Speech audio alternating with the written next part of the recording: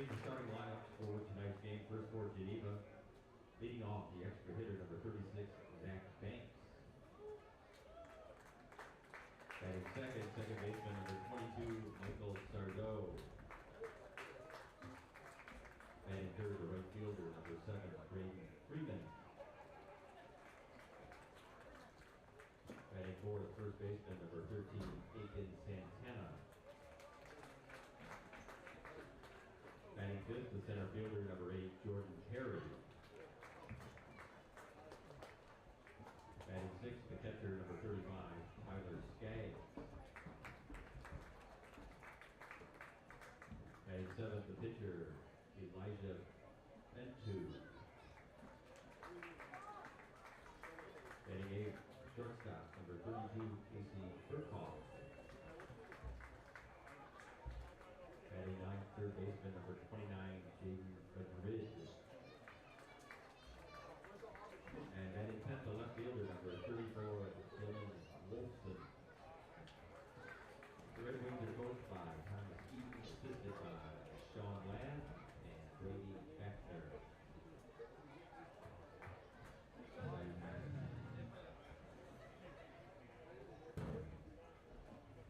Now let's meet the starting lineup for your Auburn Doubledays.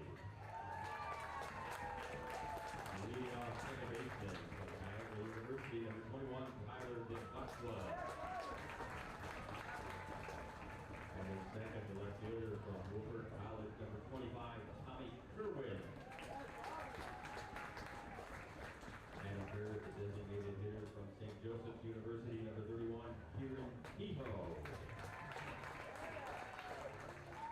And fourth, shortstop from Lemoyne College, number 36, Adam Sullivan. And fifth, center fielder from Mount St. Mary's University, number 1, Sam Meyer. And sixth, the extra hitter from the University of Delaware, number 19, Anthony DeCesare. And seventh, the catcher from the University of Notre Dame, number 15, Troy Reeder. Batting eighth, the right fielder from Hamilton College, number 16, Gianni DeCervo. Batting ninth, third baseman from Denison University, number 28, Max Fishbein. Batting 10th, third baseman from Denison University, number 32, Alex Vasquez. And the starting pitcher for the Doubledays from Notre Dame University, number 22, Aiden Zerg. For number 2, Charlie Zambito, and number 26, Sam Cosentino. The Doubledays are coached by Matthew Petrosi, assisted by Ryan Fletcher. Ladies and gentlemen, at this time we ask all who are able to please stand and remove their caps for our national anthem. The anthem will be performed by Ms. Kira Dominic.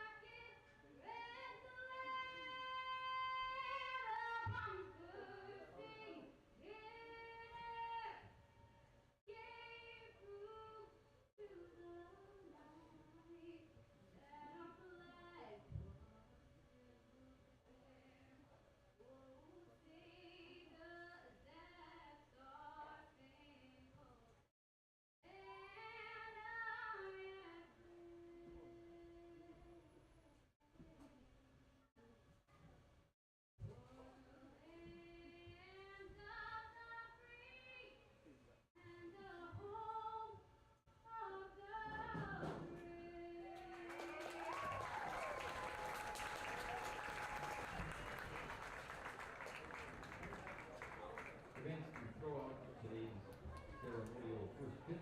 Welcome from Auburn. Welcome into Falcon Park on a beautiful Saturday evening here in Auburn, New York. I'm Luke Backman, as the Auburn Doubledays will take on the Geneva Redwings in a rematch of Auburn's home opener just a few weeks ago, in which Auburn defeated the Red Wings 10-4. These two teams last night were originally supposed to play each other at Geneva, and then tonight was going to be the quote-unquote rematch from last night. That game was rained out. So this will be the first game, obviously, of the two. That game last night will be rescheduled for a later time in the season. But we're here tonight as the Doubledays come into tonight riding a 4-game win streak.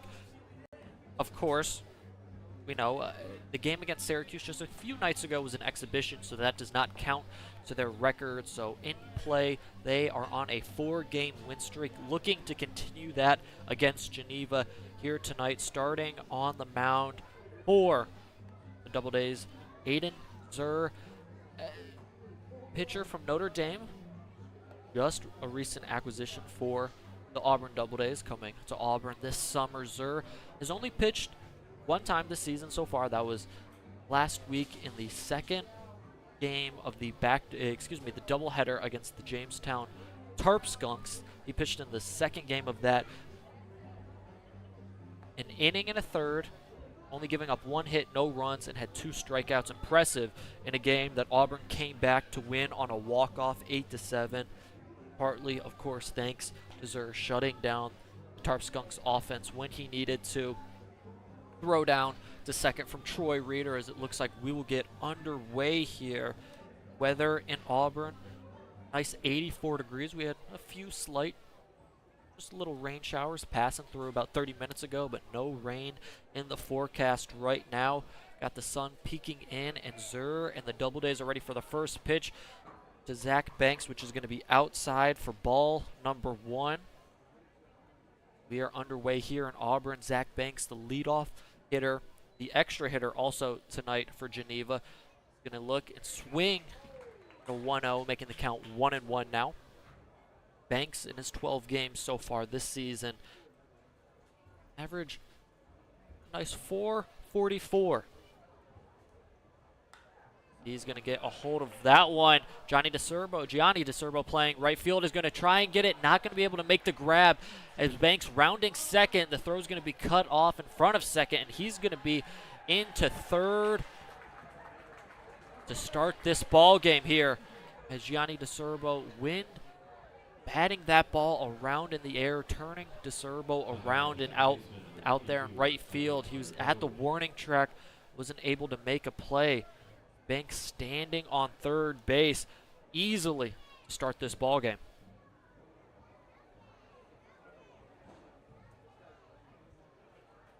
That's going to bring up Michael Sardou, the second baseman here tonight.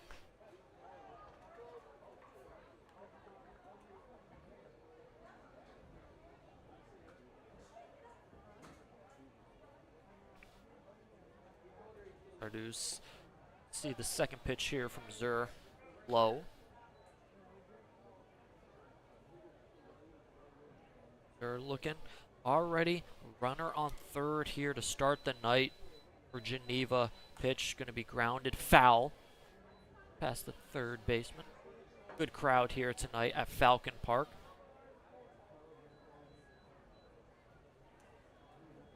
Count stands at 2-1. Sardou batting .231 so far this season. 2-1 pitch is going to be inside for ball number 3. Zur, I mentioned, from Notre Dame. Actually, when he pitched in that game against Jamestown last Sunday, as the 3-1 pitch is going to be hit in the air. Going to be just past the first baseman. If it's going to fall foul. Looked like it was slicing like it might come back fair. Stayed foul. Count now full 3-2, as I was mentioning Zur. That game he pitched against Jamestown, that was actually the same day he got into Auburn. Obviously, with a doubleheader, need all hands on deck when it comes to pitching. Zur was ready, came in and threw Nice 1 1/3. 3-2 pitch is going to be fouled off. Staying alive is Sardu.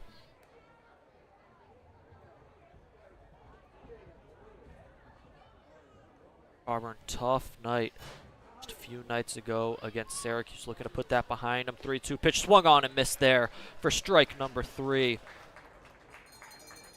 Michael Sardu as he goes down on strikes to Aiden Zur here for the first out of the inning.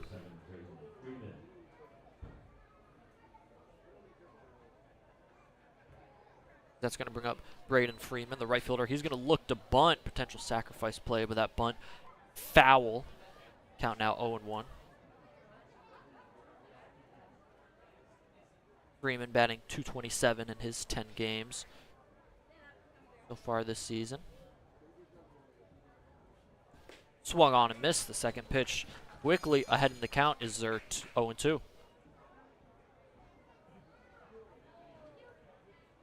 The Doubledays trying to avoid mistakes we've made in the field plenty throughout the season. 0-2 pitch going to be hit out and drop in front of DeCerbo. That's going to be first run of the night. Geneva gets on the board first. Then an RBI single coming from Braden Freeman. It'll make the score 1-0. The Red Wings.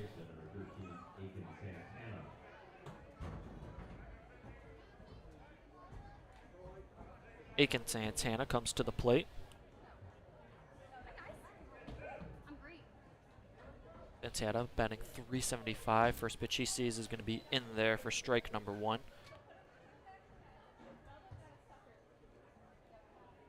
Santana, mentioned .375 average, 6 RBIs on the season, 12 hits.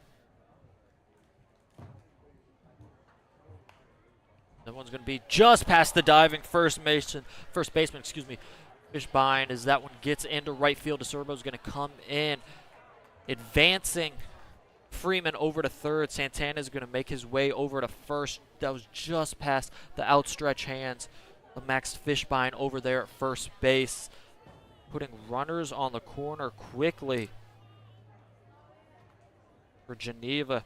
Their offense has come alive here in the top of the first inning. Jordan Perry, the center fielder, coming to the plate. First pitch going to be low for ball number 1.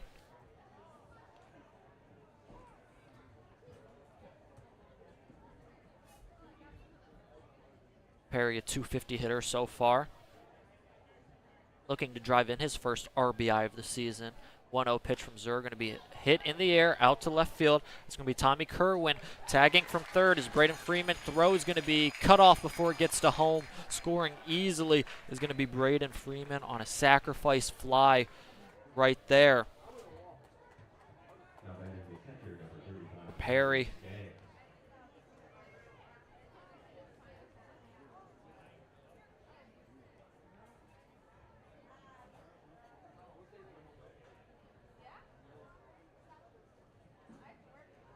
Santana stayed at first. As Tyler Skaggs will be at the plate. The catcher, first pitch he sees is going to be a called strike. Santana stayed at first while Freeman advanced home. Sac fly. 2 outs here in the inning. Second pitch is going to be low for ball number 1. Count now 1-1. Tyler Skaggs.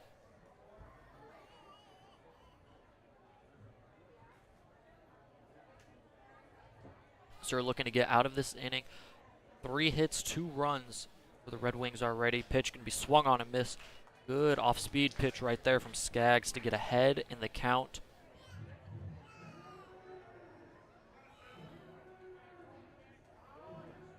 As he's 1 strike away. Pitch just got a piece of it. It was Tyler Skaggs staying alive in the count. Skaggs a .308 hitter so far this season.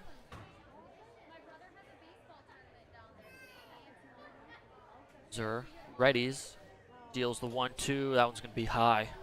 Evens the count up at 2-2.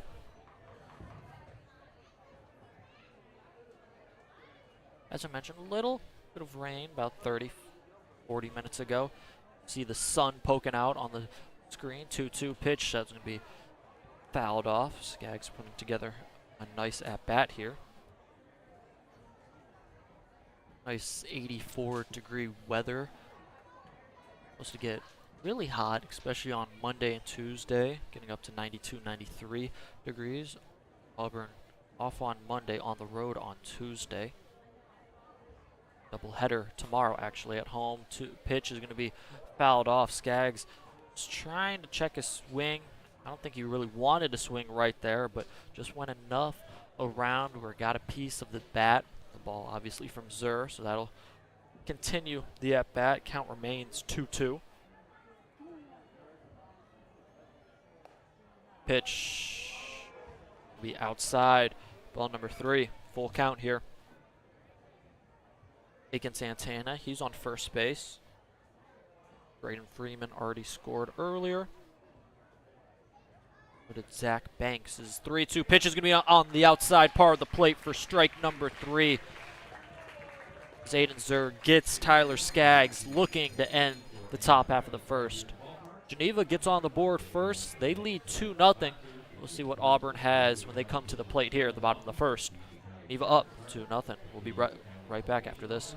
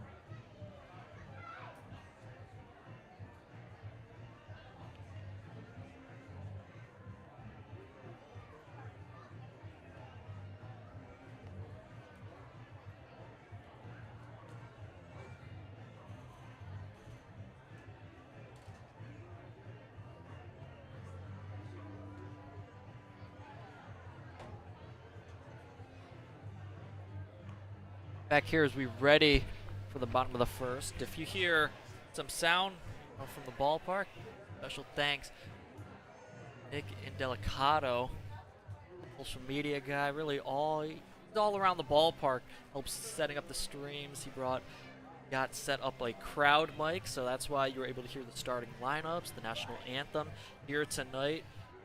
Forward to that, and obviously, hopefully, a lot of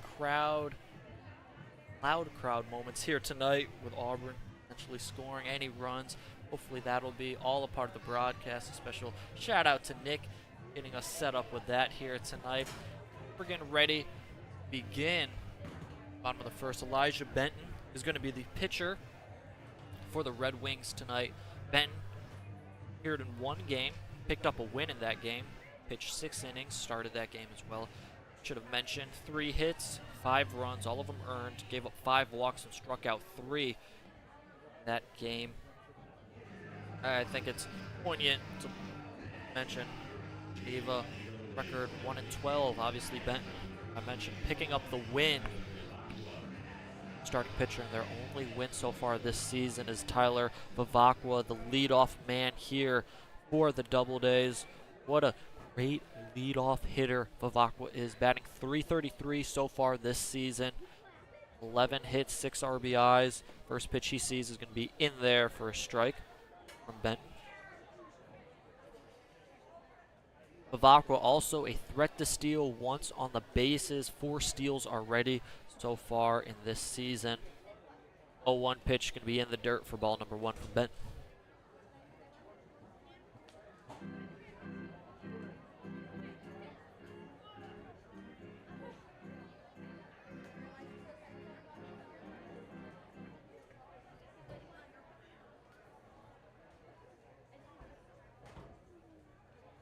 Pitch in the dirt again. Count now 2-1 to Vivacqua.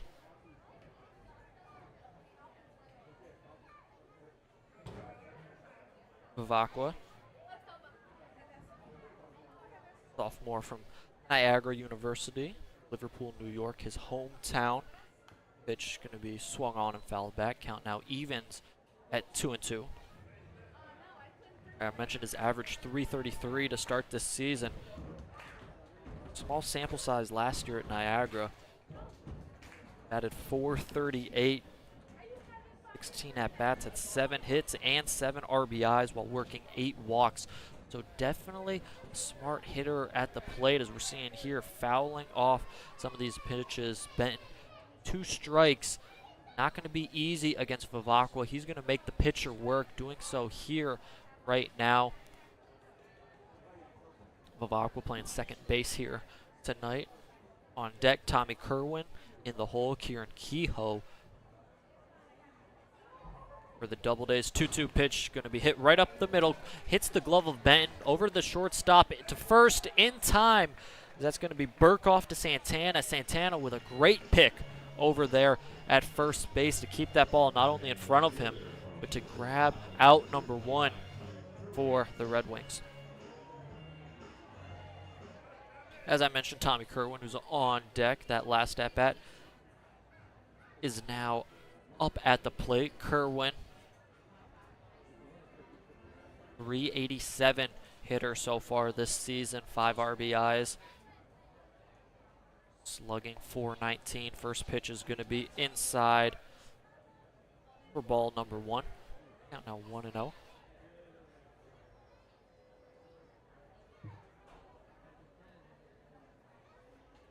Pitch in there for strike number 1. Count now even. 1-1.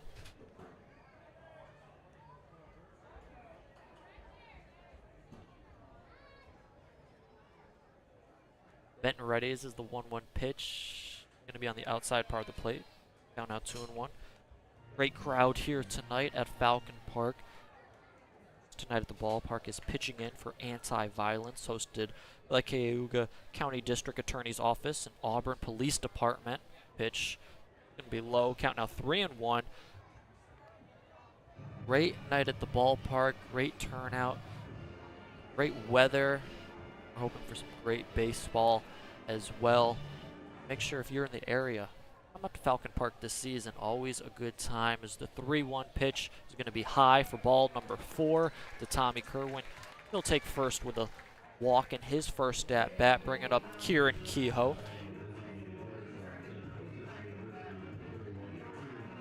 I mentioned the game that Aiden Zur had pitched in only in the season so far, and I mentioned the walk-off comeback win against Jamestown.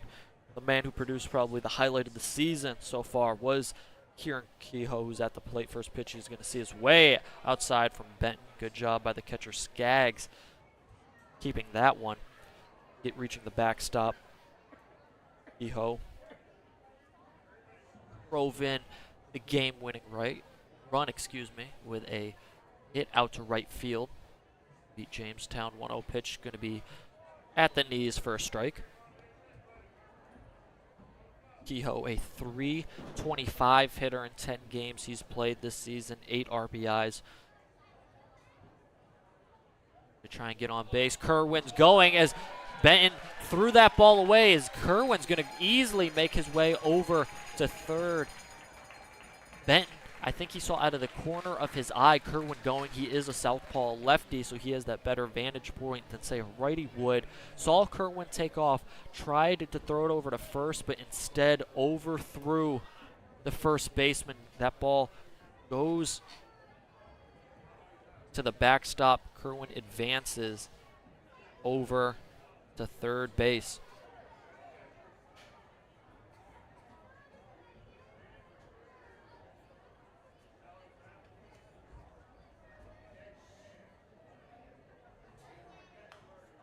Pitch fouled off there by Kehoe.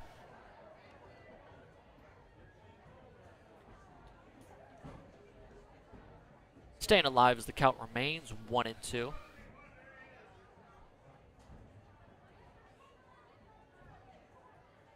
Benton's pitch is going to be hit in the air, out of play. Kehoe stays alive again.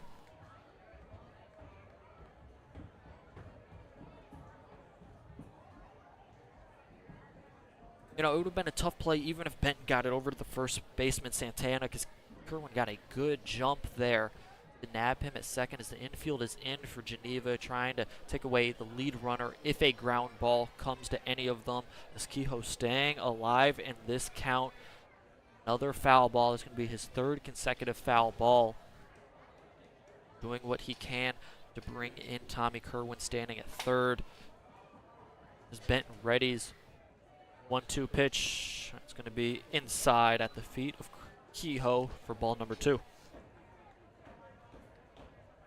But yeah, it was going to be a tough play at second, even if Santana got the ball cleanly at first because of the speed of Kerwin. And of course, Kerwin easily going to third. 2-2 pitch, going to be low. Exact same spot as the previous pitch. Count now full, 3-2.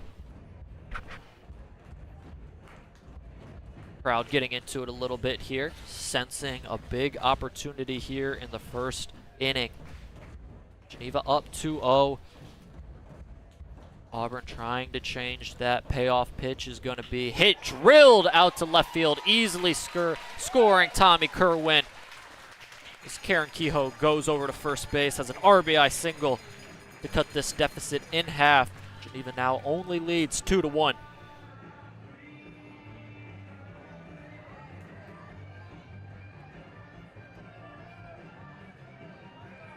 Good hitting there by Kehoe. As I mentioned, he was at 2 strikes forever, fouled off 3 consecutive strikes, saw 2 balls, then saw a pitch he wanted to hit, drilled it, no doubt about it. As we have a quick meeting on the mound for Geneva, probably trying to calm down Benton, who was again ahead in that count. Not able to come away with an out. Now it's 2-1 Red Wings.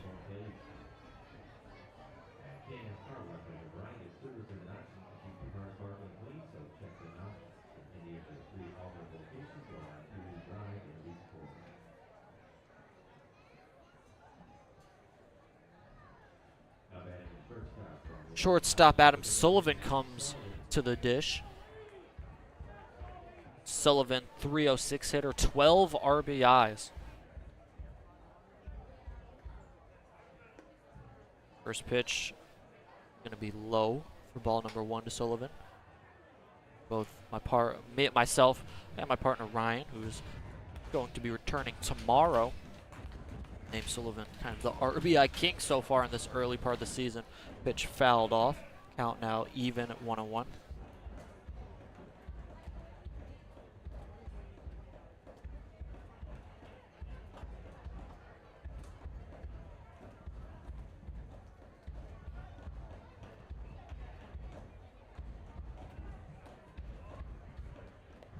Pitch outside for ball number 2.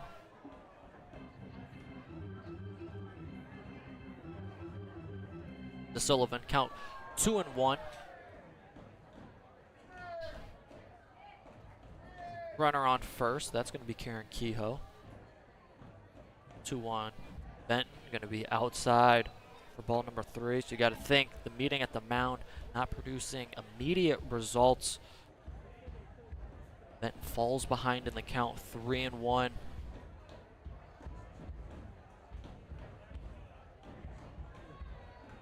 Pitch outside. Ball number 4. Sullivan take first base. Karen Kehoe advances to second base.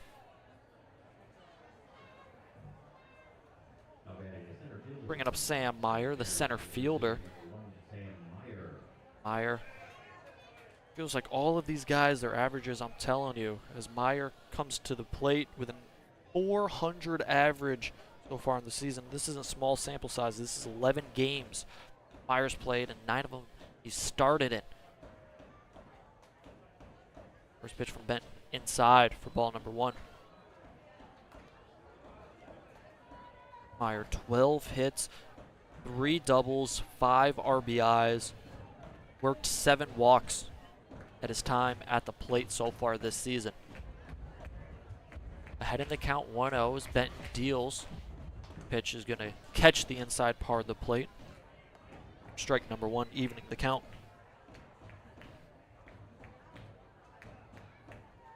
Benton, while giving up 5 runs in his first and only appearance so far on the mound for Geneva, did go 6 innings, so was able to battle out of some trouble. 1-1 pitch, low. Count now 2-1.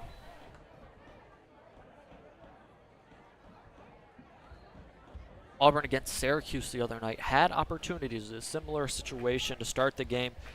Syracuse scored a couple, Auburn scored 1 to cut into the lead. But then in later innings, that pitch is going to be hit in the air, as that's going to be infield fly. Second baseman Sardu is going to make the play as the umpires raise their hands, saying that was going to be an infield fly no matter what happened. As that's going to bring 2 outs. And for Benton, you can see a light at the end of the tunnel. Not going to get any easier as Anthony DeCesare comes to the plate, batting .300 so far this season. As I mentioned in the previous game against Syracuse, then in the later innings, 2nd, 3rd, 4th, Auburn had opportunities, runner in scoring position, not able to cash them in. Trying to do so here with runners on 1st and 2nd. Now with 2 outs, first pitch DeCesare sees is going to be in there for a strike. Count now 0-1. It's been a storyline throughout the early part of the season. Runners left on base for Auburn has cost them in especially close games. 0-1 pitch here from Benton. Swung on and missed. DeCesare looking to tie this ball game up with that swing. Maybe even take the lead.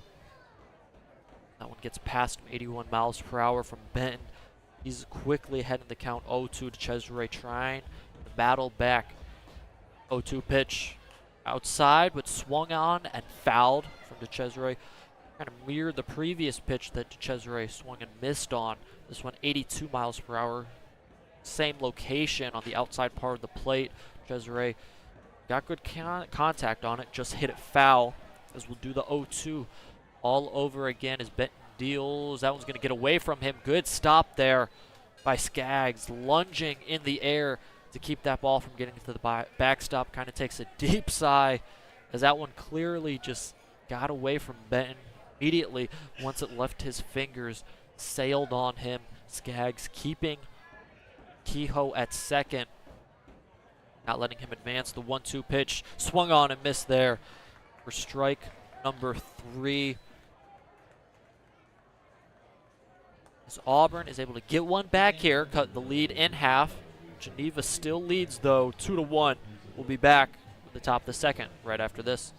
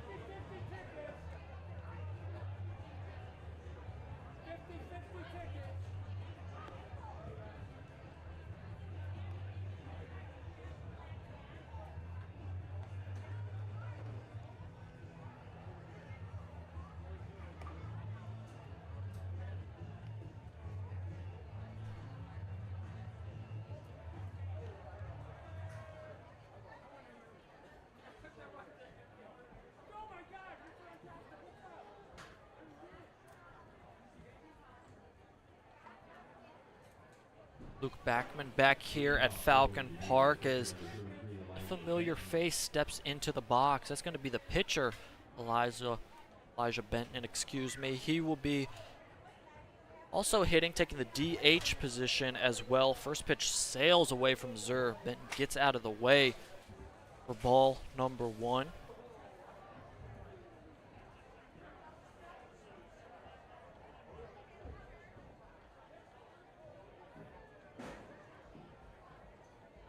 Benton this year at the plate. That one's going to be a little dribbler over to the shortstop. Sullivan to first in time to get Benton. Bang, bang play at first. Good job by Sullivan on the run. Gets Elijah Benton.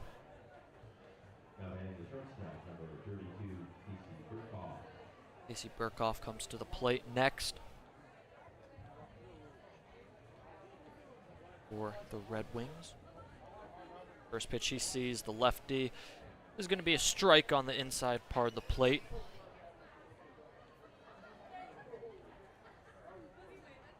If you heard over crowd mic between innings, second pitch going to be fouled back. Count now quickly 0-2. Very own Doubledays birthday, Mac Mahar. I believe they announced he was turning 19. Happy birthday, Mac. Having a fun summer playing here in Auburn. 0-2 pitch swung on and missed from Burkhoff. Is good job there by Aiden Zur. 1-2-3 on Burkhoff, as that'll bring up Jaden Madrid. Quickly 2 outs in this inning.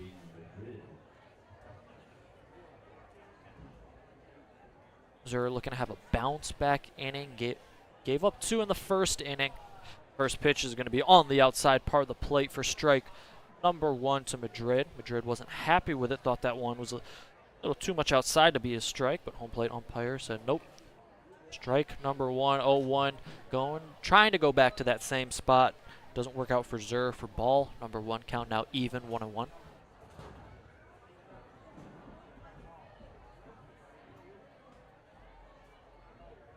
One pitch, just high. Count now 2-1.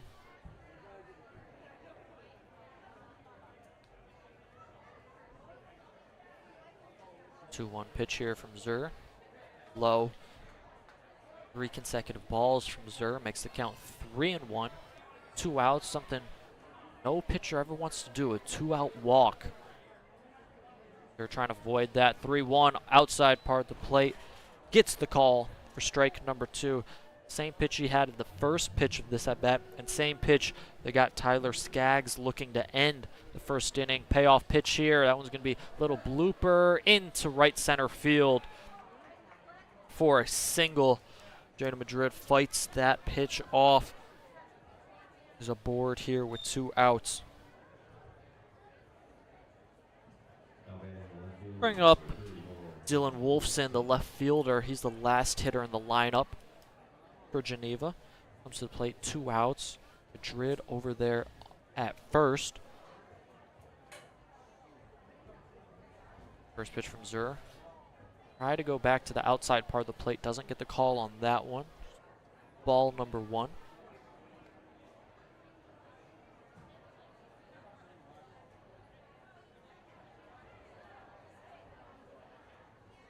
Madrid over there at first, getting a big lead. Pitch hit over to third.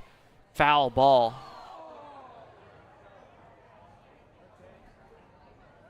Vasquez fielded it, threw over to first, got past the first baseman. I think both realized, though, it was a foul ball, so not trying complete hardest there as Geneva was like, oh, whoa, you should have called that one a fair ball.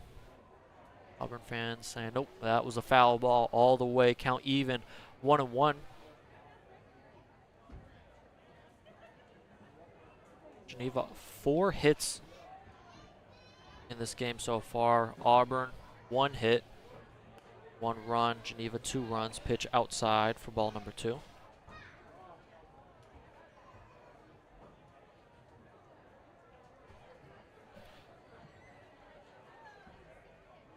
They're ready. Madrid dancing over there at first. 2-1 pitch inside. Ball number 3. Count now 3-1. Mention Auburn Police Department here at the ballpark, helping support this night. I think it'd be a bad idea to try anything bad at the ballpark. 3-1 pitch, going to be hit on the ground over to short. Sullivan catches, fields cleanly over to first in time to end the inning. Nice play by Adam Sullivan, making that one look routine, as that'll finish the top half of the second. Auburn's going to come to the plate here, trying to either even this game or take the lead. Geneva leads 2-1. We'll be right back after this.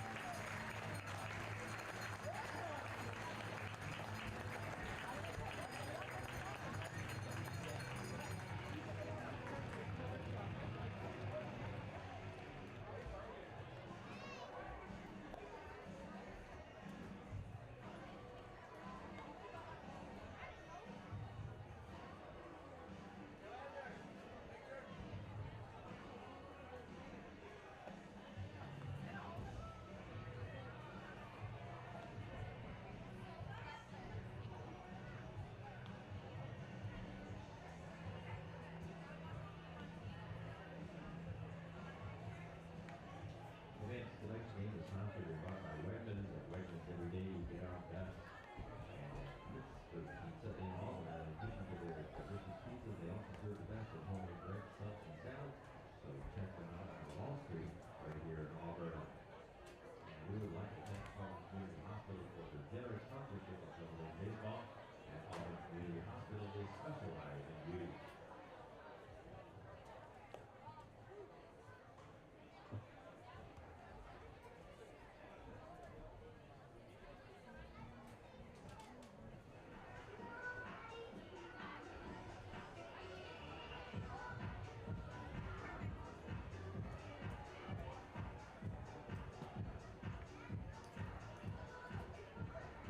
Leading off for the Doubledays, the pitcher from the University of Notre Dame, number 15, Troy Reeder. Troy Reeder leading things off here for the Doubledays in the bottom of the second inning. Elijah Benton back on the mound for Geneva. First pitch is going to be grounded. Gets past the third baseman off his glove as Reeder is going to make his way over to second. Throw is going to be not in time. Reeder slides in safely. That's how we're going to start off the inning here in the bottom of the second.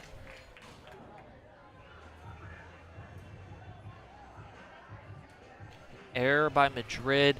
Not able to field that ball cleanly. Advances Reeder over to second on the first pitch. Bringing up Gianni DeSerbo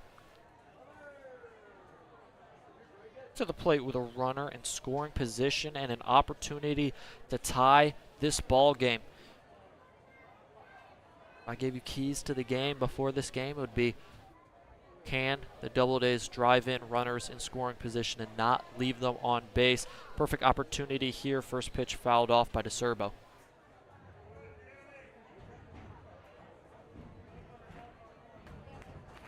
Serbo batting .316 with 5 RBIs.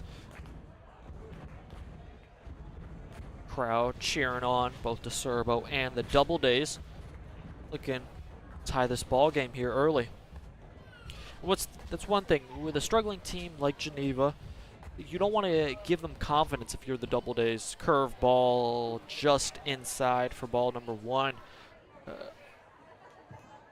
For the Doubledays, you want to squash any potential confidence or confidence booster against the struggling team, because the farther it goes into a game where they have a lead or it's close, pitch outside, count now 2-1, the stronger they feel like, hey, we're in this game. This isn't like previous games where, we might have got blown or we've lost. Hey, we're playing neck and neck with this team.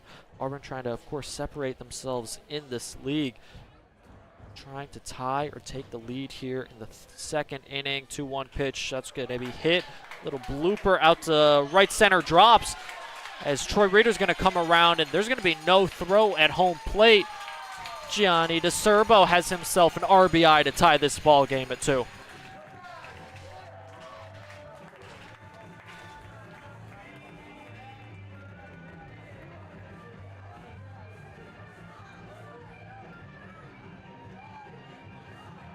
DeCerbo got just enough of that one to get over the head of Sardu and in between Perry and Freeman, the center fielder and the right fielder. Freeman fielded that one but decided not to come home with it. I thought might have had, I don't know if it would be a close play, but it would have been, you know, a solid enough play at the plate, but held on to it.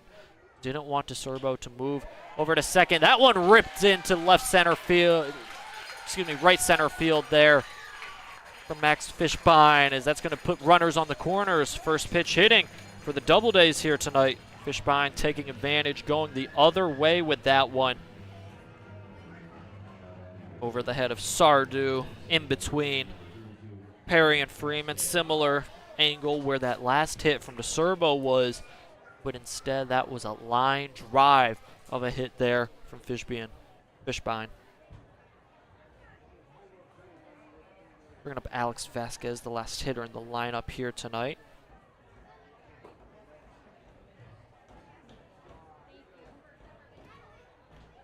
Doubledays first pitch swinging here is on the move, is going to be Fishbein. He goes into second without a throw. Runners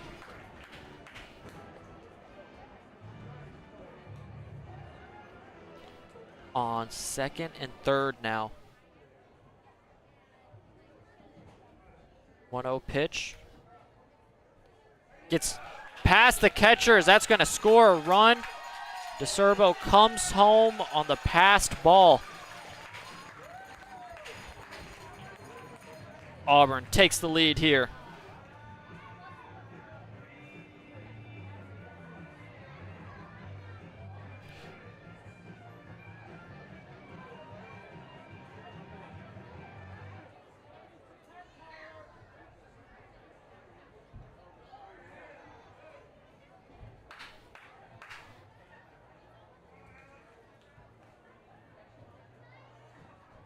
To Alex Vasquez, runner on third, infield in for Geneva.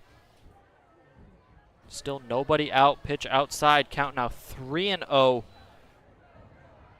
So that was DeCerbo who scored on the passed ball. Got under the legs of the catcher Skaggs. Fishbein over there at third, 3-0 pitch in there for strike number 1. Vasquez on the outside part of the plate. We've seen that pitch to the righties especially be called numerous times here tonight. Something to keep an eye out. Benton readies. 3-1. Exact same spot as the previous pitch, gets the call again. Count now full, 3-2. Good way to battle back here from Benton.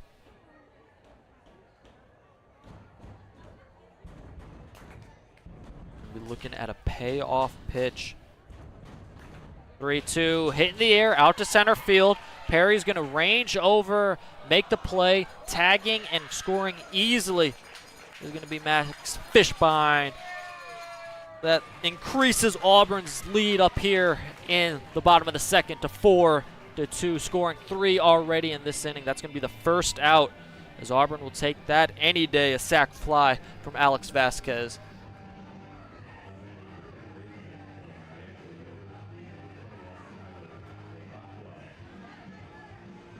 Top of the order, back up.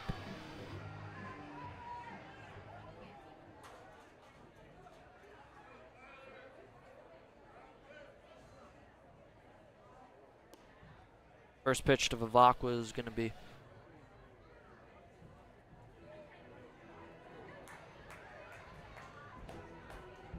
inside for ball number 1. Pitch is going to be on the ground over to third.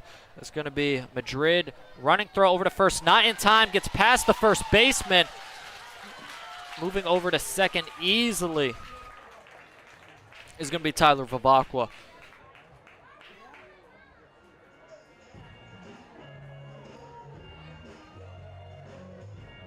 Third error in this game already.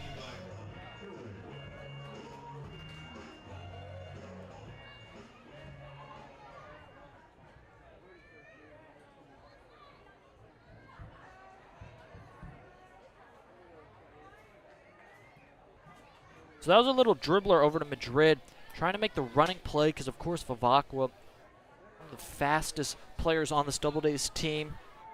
It was going to be a bang-bang play over there at first. Madrid rushed the throw, bounced it too low for Santana to try and scoop it.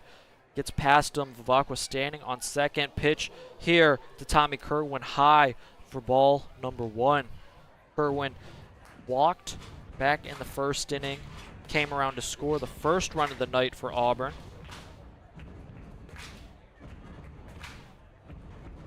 Potentially trying to plate the 5th run of the night for Auburn. 1-0 pitch from Benton.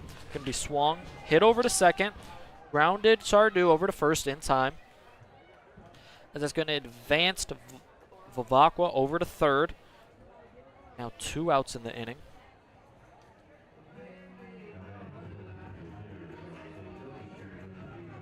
Karen Kehoe to the plate. He had an RBI single. That was the run that scored Tommy Kerwin in the first inning. Kehoe had a great at-bat, fouling off a bunch of pitches, staying alive. Finally found the one he wanted, ripped it into the outfield pitch, fouled off for strike number 1. Kehoe in the first game against Geneva this season. Doubledays scored 10 runs. Kehoe had 3 RBIs, and the man on deck had 5 RBIs. First game at home, excuse me. 0-1 pitch. That's going to be hit foul, out of play. Count now 0-2. Benton quickly ahead. Kehoe trying to stop the bleeding here. 3 runs already in the inning for Auburn. Runner on third looking for more. As Benton deals the 0-2 pitch. That one's going to be hit in the air. Catcher Skaggs is looking to get under it and make the catch to end the inning. But not before Auburn plates 3, giving them a 4-2 lead here. As Aiden Zer comes back to the mound. Now pitching with a lead for the first time here tonight. Auburn leads 4-2. We'll be back here with the top of the third right after this.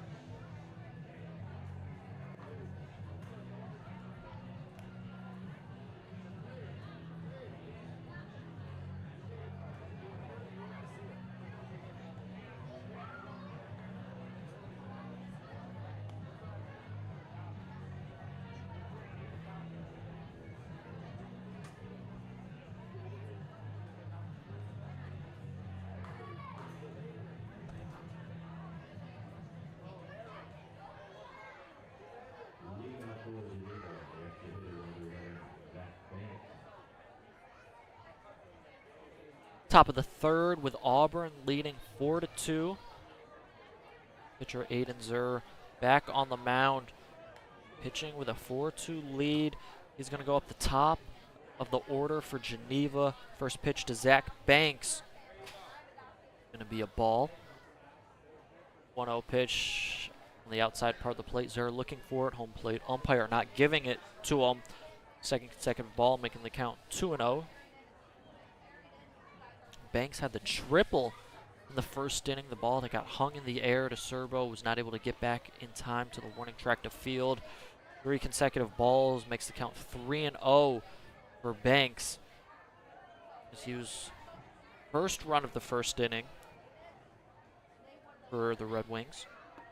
As he looks at a strike on the outside part of the plate, taking all the way there. Count now 3-1. They're looking to battle back here. There's not walked a batter. Pitch is going to be lined and played on a hop out there in right field for DeSerbo. He'll get that one back into the infield. As Banks starts off this inning with a leadoff single for Geneva. Second baseman Michael Sardou comes to the plate. Sardou struck out in his first at-bat back in the first inning. Pickoff attempts. Good one there from Zur. Not in time, though. Banks gets back.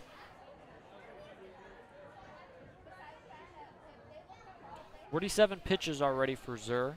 Is looking to bunt, is going to be Sardou, but pulls it back. Pitch was low for ball number 1.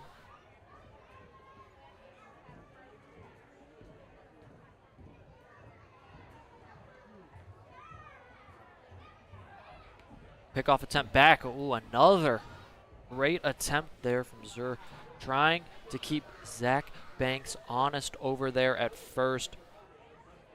Banks already 8 steals on the season so far, so a threat to run. Pitch in the dirt. Again, Sardou is showing bunt. There, pulled it back with the pitch being low.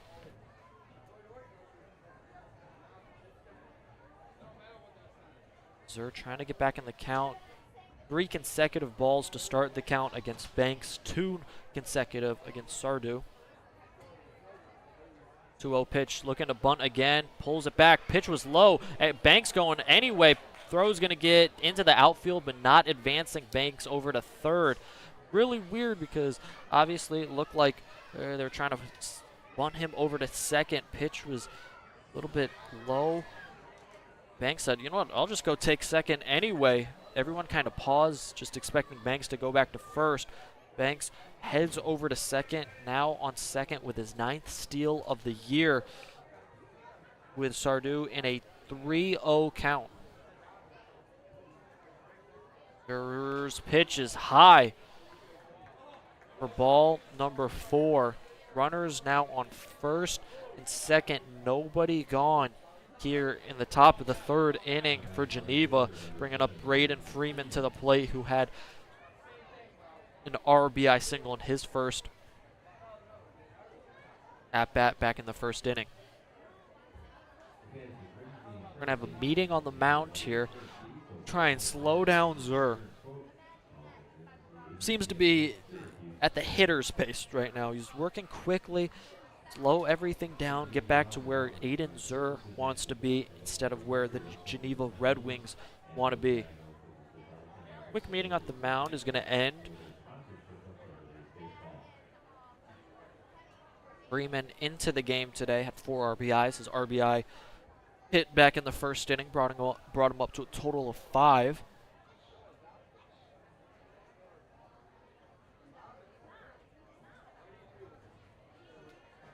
As he stands ready, trying to bring that total up. Zur not trying to allow that, showing bunt, but pulling back because the pitch outside for a ball is Freeman, so it's clear.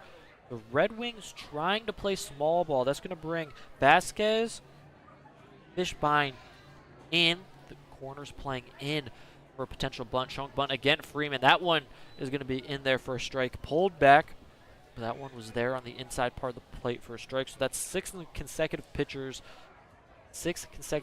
excuse me, against 2 different Red Wings hitters. They've been showing bunt. We'll see whether or not Freeman is able to lay one down as he's looking to bunt again. Tries and makes contact, but that pitch is foul. Now the count is 1-2. You'd imagine the bunt is off, because obviously foul on a bunt is a strikeout. So we will see whether or not coaches have confidence in Freeman to lay down a bunt and keep it fair, or they're going to let him swing. Corners are still playing in. Vivak was shaded a little to his right, trying to make his way over to first if there was a bunt, but there wasn't. Freeman strikes out swinging here. Big first out for Zur and the Doubledays.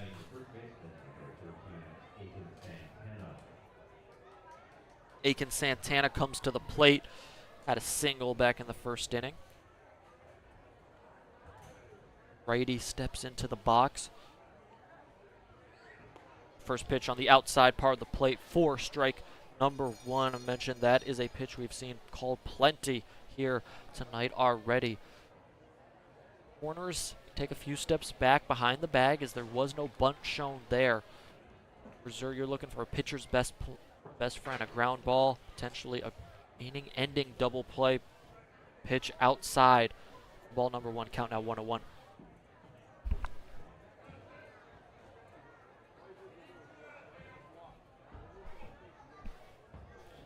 Zur looks into his catcher, Reader, finds the sign he likes. Pitch hit out to right field. That's going to be to Serbo. He's going to play it on a bounce. Throw into home is going to be cut off. Bringing home Zach Banks around from second to score. As I think Troy Reader is talking first baseman Max Fishbein, saying, hey, I think that one could have let me have, didn't need to cut that one off. Yeah, I don't think it would have been in time to nab the runner at the plate, but it sure would have been a close play. And Fishbein was little ways, just a few feet away from the catcher, so let that one come in. But I get where Fishbein is, not trying to allow Sardu to move to second, move to third on there. But either way, that's an RBI single, making the score 4-3 here.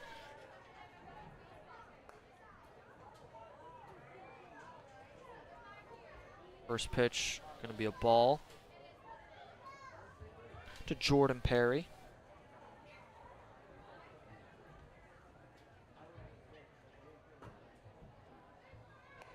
Second pitch outside for ball number 2.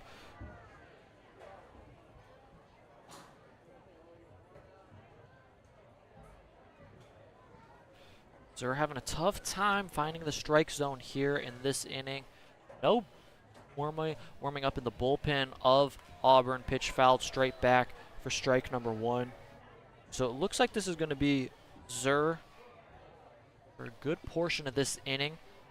There's a bullpen catcher running out to the bullpen out left field where a lot of the relief pitchers for Auburn are staying. But so far it is Zur. Perry still at the plate. Swung on and missed. Big hack right there from Jordan Perry. Not able to get contact. Count now even at 2-2. Perry had a sac fly back in the first inning. That was the second run on the board for Geneva. We've put up 3 runs total thanks to 6 hits. Pitch going to be a little dribbler over to first in foul territory. Going to stay foul.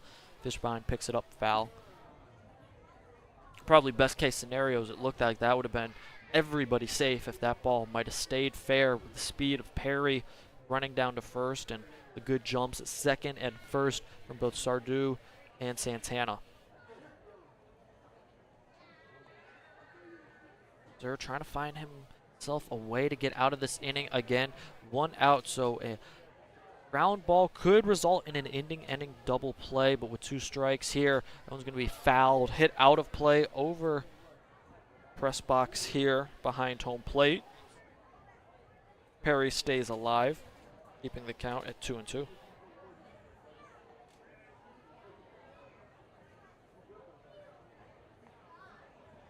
Zur comes set, deals, inside, ball number 3. Count now full, 3-2.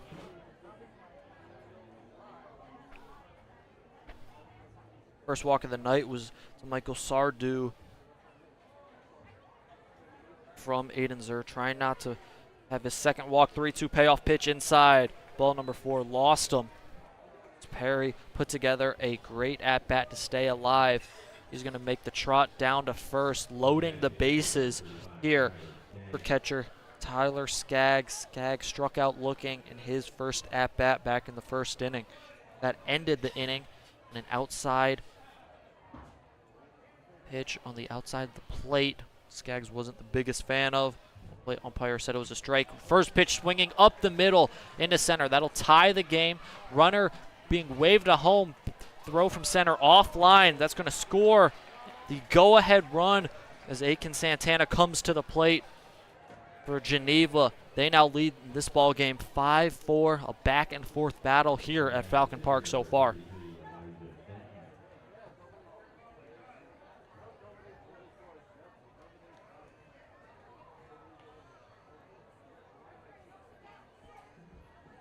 Elijah Benton, the pitcher, up to the plate, trying to provide himself some more run support.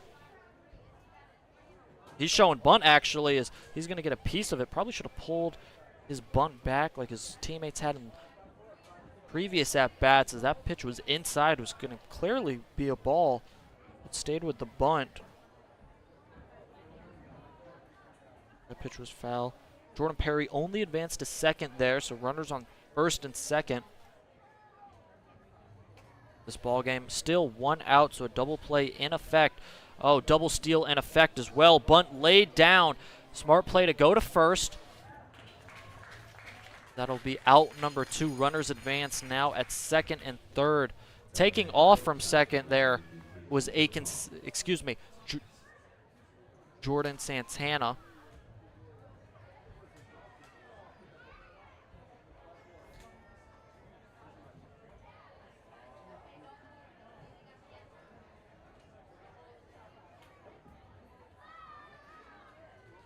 As we're going to see a new pitcher here with 2 outs in this ball game, in this third inning.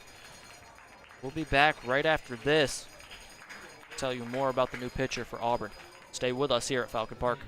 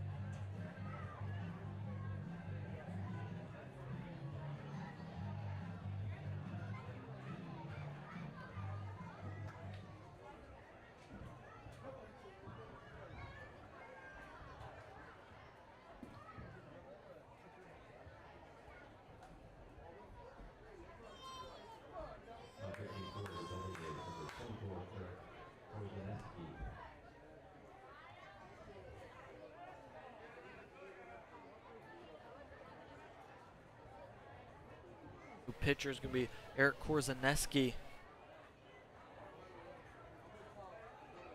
for the Doubledays. 2 outs. Korzaneski's first pitch to Burkhoff is going to be called for a strike.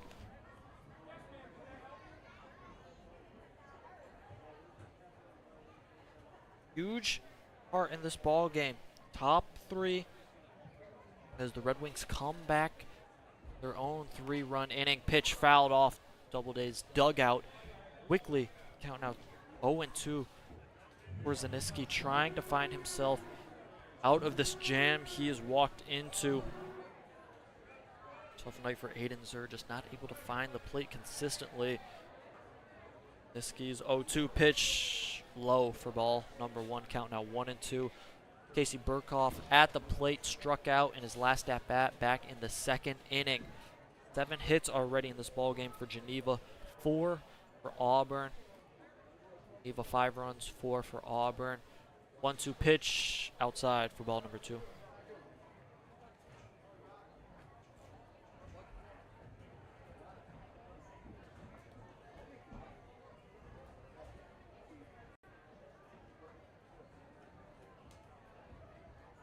Brzezinski looks in. Deals. Hit on the ground over to second. That's going to be Vivakwick fielding cleanly over to first. In time. A little bit of scare as Max Fishbein had to reach over to his right, but makes the play to end the inning. But Geneva bounces back. Auburn scored 3 at the bottom of the 2nd. Geneva scores 3 at the top of the 2nd to retake a 1-run lead. Geneva leads 5-4. Auburn is going to come to the plate right after this.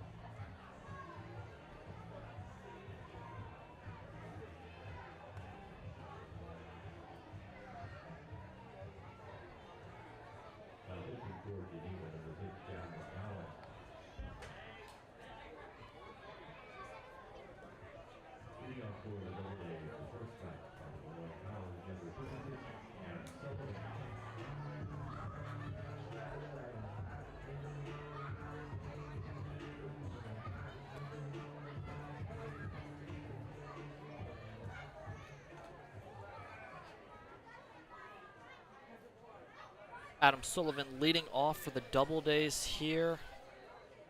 Bottom of the 3rd, now trailing by a run. First pitch Sullivan is going to see is going to be in there for strike number 1. New pitcher on the mound for Geneva, John McGowan. Second pitch swung on and missed there. Big cut. Sullivan not able to make contact for strike number 2.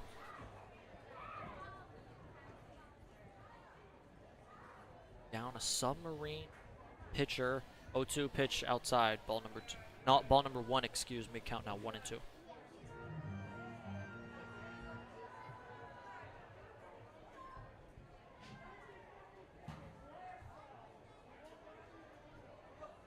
Pitch Outside, counting out 2-2. Little Cortez action there on the mound from McGowan. Pitch inside, trying to frame it with Skaggs, not able to do so. Counting out 3-2. McGowan 0-1 in his 3 appearances, pitching a total of 3 1/3 inning. Pitch outside for ball number 4. Leadoff walk there from Adam Sullivan to start the bottom of the 3rd. For the Doubledays, bringing up Sam Meyer. Popped out to second in his first at-bat.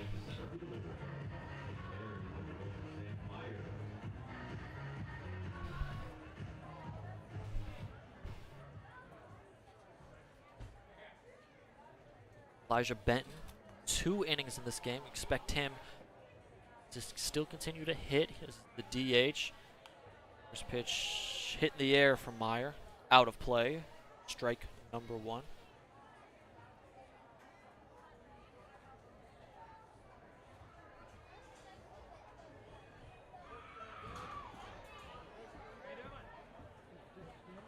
McGowan readies is 0-1 there. Actually, he's going to go back to first pickoff attempt. Also picks off to first submarine style. Not able to get Adam Sullivan in his lead. Bunting attempt there from Myers, pulled back for the pitch, came in too low for a ball.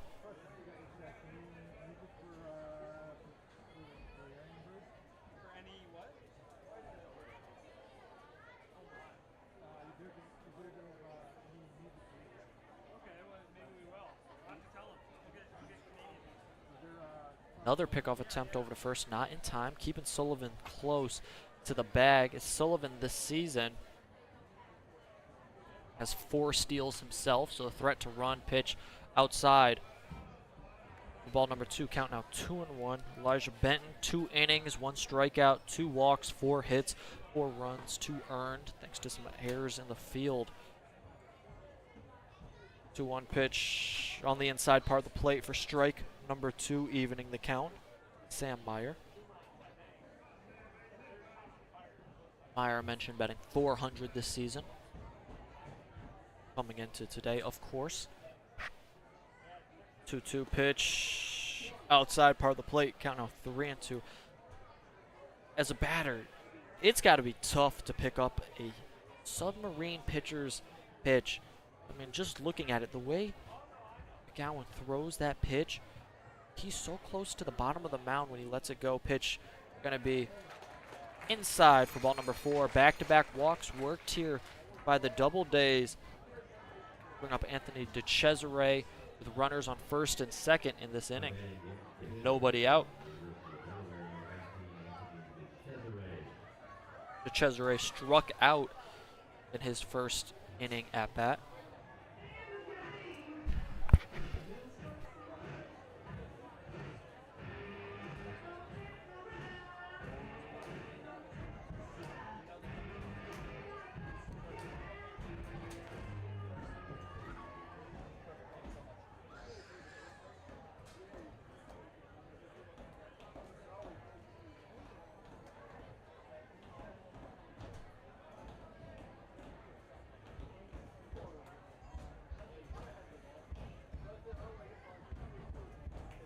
Cesare to the plate here. Pitch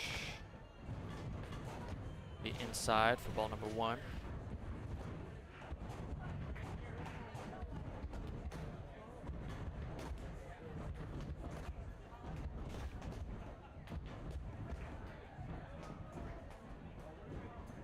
Looking back to second, keeping Adam Sullivan close, the pitcher.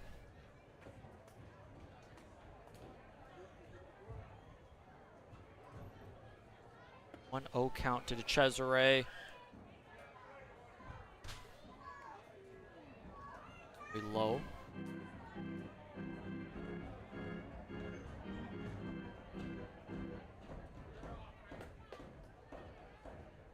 We have some defensive replacements. Pitch inside, another ball. first baseman. Aiken Santana moves over to third, as now Jack Turner is going to come in for first. Those were some of the replacements. Pitch inside, 4 consecutive balls and 3 consecutive walks here in this inning. Load the bases with nobody out for Troy Reeder. If you're John McGowan, not the man you want to see at the plate. Reeder, a fabulous hitter, comes to the plate. The Ducks all over the pond. Bases loaded, nobody out. And that one hits him. Hits him in the back. Driving in a run. Moving everybody up 90 feet. That's a tie game right there. A little bit of anticlimactic tie game, but if you're Auburn, you do not care in the slightest. It's a tie game, 5-5 here. Still nobody out, as we're going to see a talk on the mound. These pitches have not really been too close for John McGowan coming in this inning.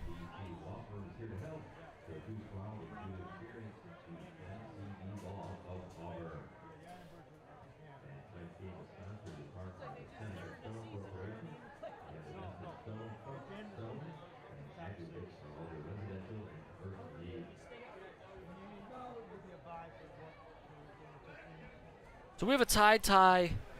Excuse me, tie. I meant to say a 5-5 tied ball game.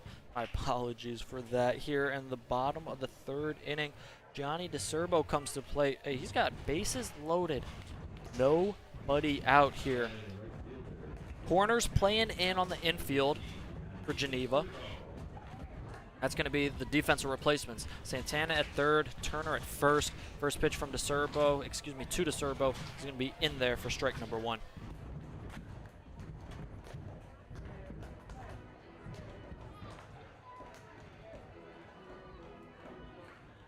DeCerbo came in today.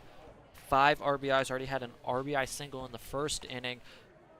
First at bat. The second pitch is going to be fouled quickly. 0-2 is the count to DeCerbo.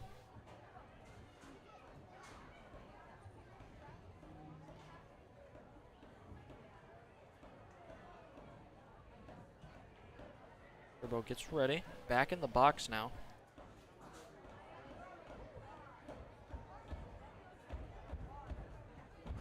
Oh, 2 pitch here from McGowan. Going to be low in the dirt. Good eye from DeCerbo. He'll take the first ball of the at-bat, count 1-2. So 4 hitters so far in the inning for Auburn. 3 walks and a hit by pitch. That's how we have a tie ball game. Auburn still trying to do more damage. 1-2 pitch, swung on and missed there from DeCerbo. Huge first out for Geneva.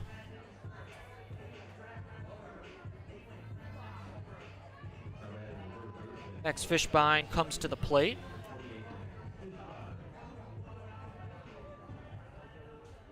Young Thug as his walk-up music, as we have some mascots in the booth. Abner and Casey. First pitch on the outside part of the plate for strike number 1. Again, huge crowd here tonight. Great night to be at the ballpark. Mascots out, getting around, socializing with all the kids and adults who want to see them. Abner Doubleday and Casey the Falcon pitch outside for ball number 1. Count now 1-1 here. As I think the crowd here is going to be in for a treat at the end of the third. A little bit of a t-shirt cannon might be in play. Don't tell anybody I said that. 1-1 pitch is going to be outside. Or, no, home plate umpire called that one a strike. Called strike. Count now 1-2. DeCerbo went down swinging. Fishbein trying not to do the same. Behind in the count, 1-2 pitch way outside. Skaggs able to snag that one from getting to the backstop. Count now even, 2-2. And I'd asked the mascots whether or not they wanted to come on the broadcast. Fortunately, mascots, of course, do not speak, so it would be the same. Just listen to me right now. I guess you could hear some falcon screeches. 2-2 pitch lined over to the shortstop. Toss over to second in time. Double play to get out of the inning for Geneva. The Doubledays' poor base running continues from past games right there, ending any chance at a threat as they do score one to tie the game but leave plenty on the bases in that inning. Geneva comes to the plate now in a tie game here in the fourth inning. Stay with us as we'll be right back after this. Led by Auburn Police Officer Luke Parker. Shoot some t-shirts out of the gun, so stand up and wave your arms if you want a t-shirt.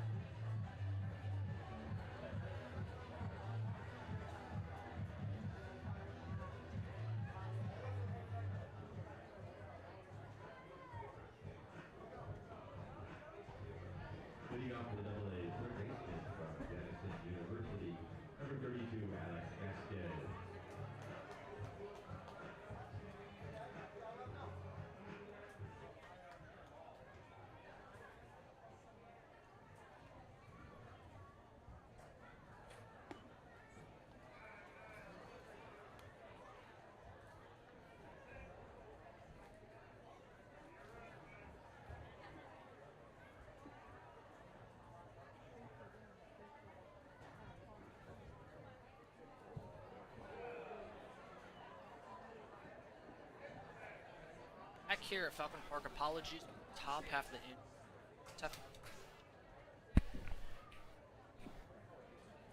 Difficult sorting out. 1, 2, 3 inning. Sitting down. Red Wings. The Alex Vasquez. Pitch is going to be in one. The count. Good job by fouled out of play. Count now 2 to Vasquez. Vasquez had a sac fly in his first at bat back in the second inning.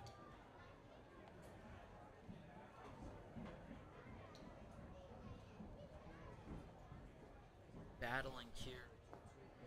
Side count into Vasquez down back a mound for his inning of work. Able to get out of bases loaded, buddy out that past inning. 3-2 hit out to left field, coming in, and they're not going to get there in time. Is the left field Wolfson. That's going to drop for a leadoff single for Alex Vasquez. Getting a hold of that one.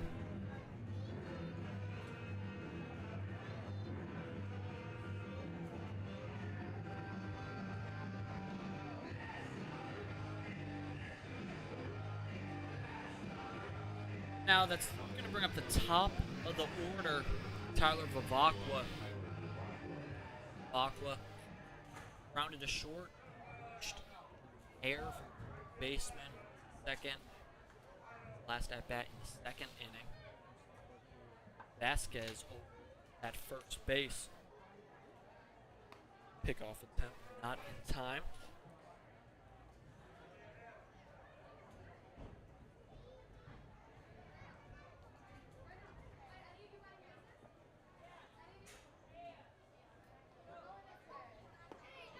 Pitch in there for a strike.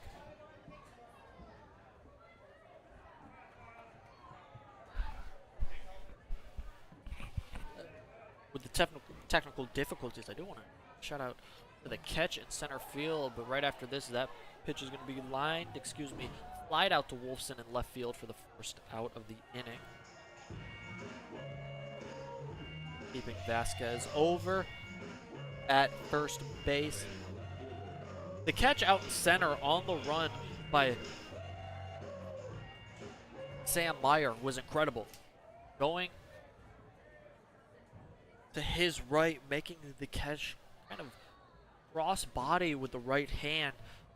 Near the warning track, saving an extra base hit, no doubt about it. That one's going to be looped into center, but no, making the diving catch is Perry in center field, robbing a base hit away from Tommy Kerwin. Now 2 outs here as Kieran Kehoe comes to the plate.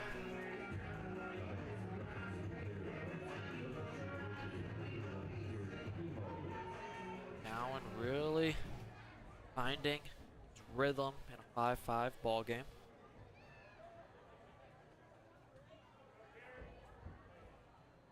Kehoe, RBI single in the first inning.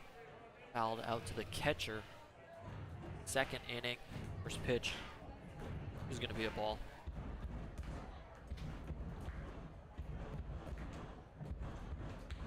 The Marine pickoff attempt, not in time, keeping Alex Vasquez close. Vasquez, only 1 steal on the season, obviously one of the new additions, only played 5 games so far. That pitch is going to be outside for ball number 2. Even in the limited action, we've seen Vasquez show his speed around the base paths. So no surprise to see down close to a pitch here to Kerwin on the ground over to third. It's going to be Santana, the first, and Jack Turner making the stretch and the catch there for the third out, ending the inning, leaving this ball game tied at 5 apiece. Steve is coming to the plate here. Top half of the 5th. Be back right after this. Base running time. Kira's out of the right field gate with our base runners, so let's count it down. 5, 4, 3, 2, 1.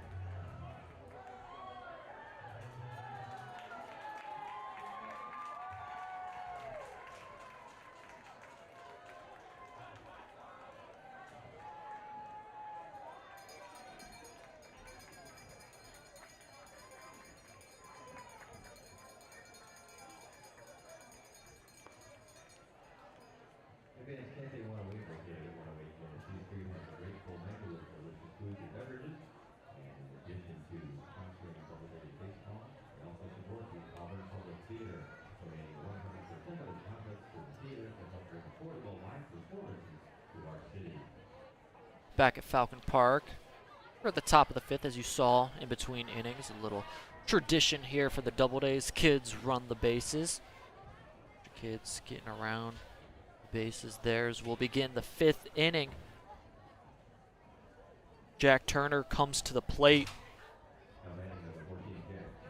First baseman came in for a decent defensive replacement. Going to go up against here.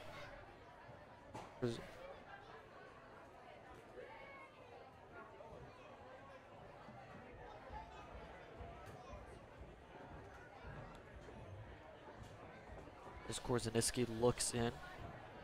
Korzeniski. Syracuse is his hometown. Transferred from Onondaga Community College. First pitch is going to be hit over to short. That's going to be Adam Sullivan making the grab and the throw to first in time to retire Turner. 6-3. Nice put out to begin the inning.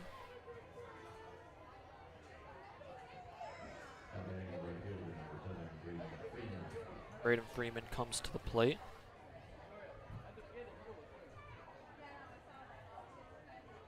RBI single in the first, struck out in his second at-bat in the third.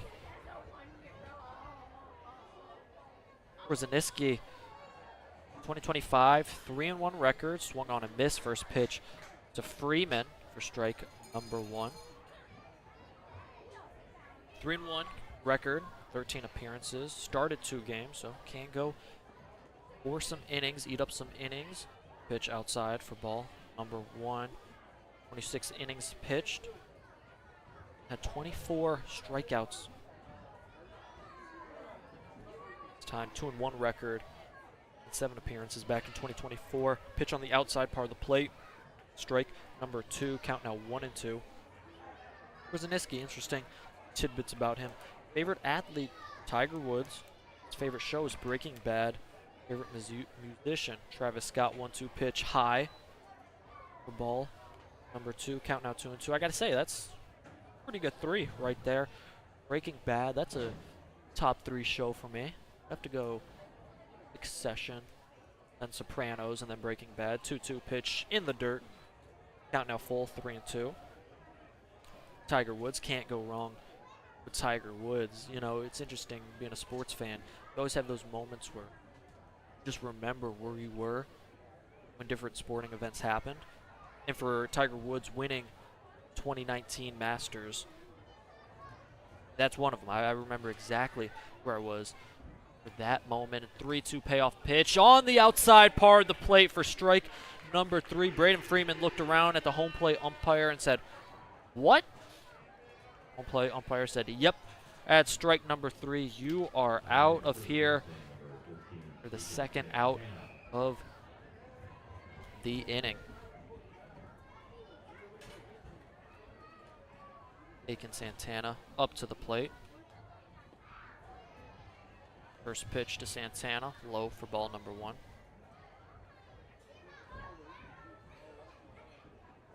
Yeah, the Masters in 2019, that's one of those moments where, sports fan, you just don't forget.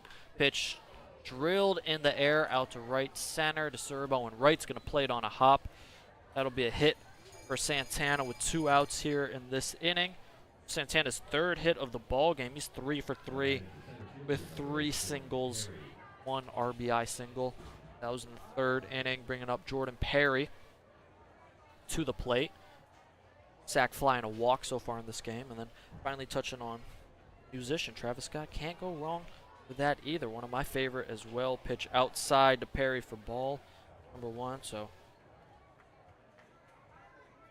I think Eric and I have a lot in common. To chat with him about some of his favorite Travis Scott albums, his songs, as he's trying to get out of this top of the 5th. Pitch outside for ball number 2, quickly behind in the count. 2-0 to Perry, the center fielder, in a 5-5 ball game. An idea. Anybody in the chat, let me know what your favorite TV shows, musicians, or athletes are. Ground ball ripped over to first. Great play by Max Fishbein to stay in front of that one and tap first for the 3rd out of the inning. Korzeniski getting through Nice innings here in the middle of this game, keeping this game tied at 5-5 as the Doubledays offense will come to the box in the bottom of the fifth trying to break that tie. Make sure you stay here with us at Falcon Park. We'll be back right after this.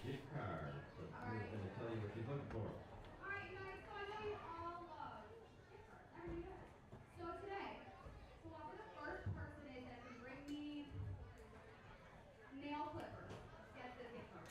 Ready? Go.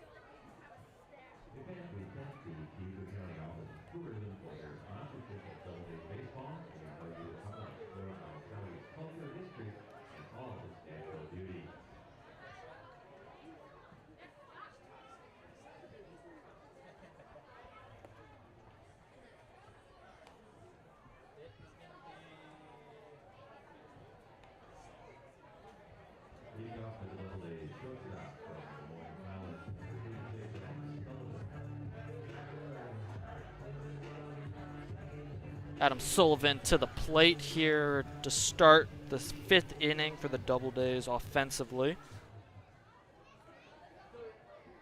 Sullivan in this ball game, 2 walks in his 2 at-bats. Reached base twice. First pitch he sees is outside. 4, ball number 1. Again, if you're just joining us, I was talking about Auburn's pitcher Eric Brzezinski's favorite musician. Swung on a miss by Sullivan. Favorite musician, favorite TV show, favorite athlete. If you're in the chat, let me know any of those. Favorite athlete, musician, or TV show. Swung on a miss right there from Sullivan, brings the count 2-2. Excuse me, 1-1, now 2-1 with that pitch outside. John McGowan still on the mound here for Geneva. He's been dealing. Came in with the bases loaded, no one out, got out of it. 2-1 pitch outside for ball number 3. Count now 3-1 to Sullivan. 1 ball away from his 3rd walk of the night. Sullivan, we talked about the damage he can do.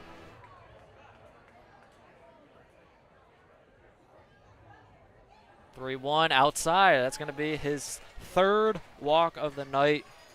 He's gone up to the plate 3 different times tonight and seen 12 balls out of the strike zone in total. As he will start this inning on first base after that walk. Bringing up Sam Meyer, who also had a walk back in the 3rd inning.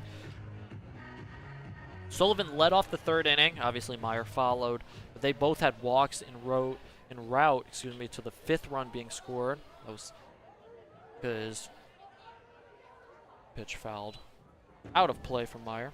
That was because the bases were loaded because of walks, 3 consecutive walks, and Troy Reeder was hit by a pitch.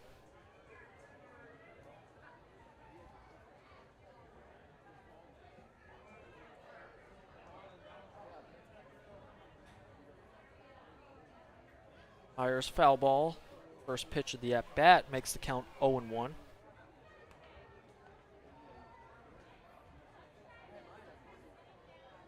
Pickoff attempt. Not in time. Sullivan always a threat to run over there at first base. 0-1 pitch. Low for ball. Number 1, evening the count. 1-1. Auburn, they've left some runners on in these past innings, and in these close games, it can come back to haunt you.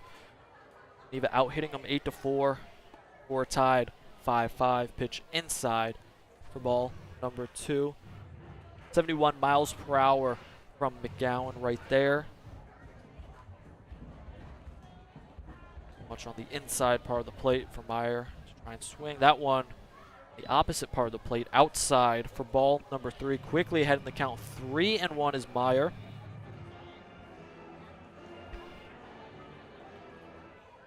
Last inning, Doubledays led off with a single, then 3 consecutive retired Submarine pickoff attempt. Not in time for Sullivan at first. Fly out to left, fly up to center, and then a grounder to third. That's how the Doubledays went down in the 4th inning after a leadoff single from Alex Vasquez. 3-1 pitch on the outside part of the plate for strike number 2. Meyer looked like he was loading up to go ahead and swing. Did not swing. Decided that wasn't a pitch he wanted. No. Someone might have thought that one was a ball.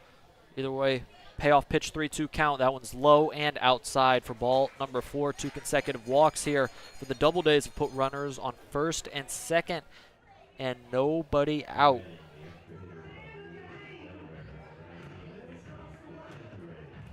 Anthony DeCesare comes to the plate, struck out and walked in his 2 appearances at the plate here tonight.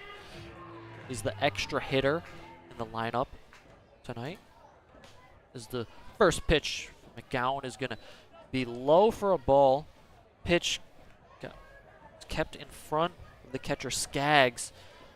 Quickly threw off the helmet, trying to find that ball, keeping Adam Sullivan over at second base. Second baseman Madrid shifted up the middle. So ground ball right back up the middle would go directly to Madrid, as Madrid wasn't covering second for a pickoff attempt. So Down will eat it and live to fight another pitch.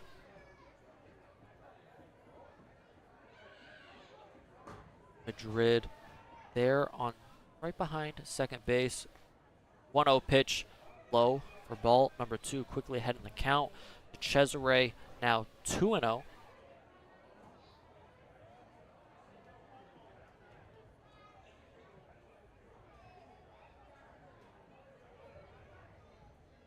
And now shifting back over right where the ball was hit. He's going to play it off a hop. Runs over to second just for the out. Interesting play by Madrid there. Ran over to second instead of going to the shortstop. Burkhoff, who was running over to second, trying to turn 2, but good job from Madrid. Trying to get the double play, letting that ball drop in front of him. He actually shifted right to that exact spot right before the pitch was hit. If he was in his usual spot, which I had just mentioned a pitch before, that ball might have got passed into the outfield, scoring a run. Either way, Adam Sullivan is going to go to third base. Cesare reaches.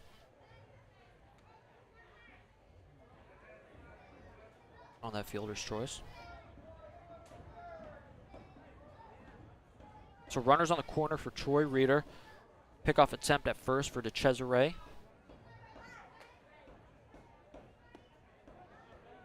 Not in time. Second pitch in there for a strike on the lower part of the strike zone to Troy Reeder. It was reached because of an error and was hit by a pitch, bringing in a run.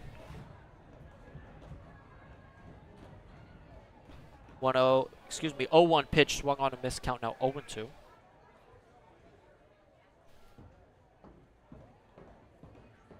One out here in this inning. In a 5-5 tied ball game.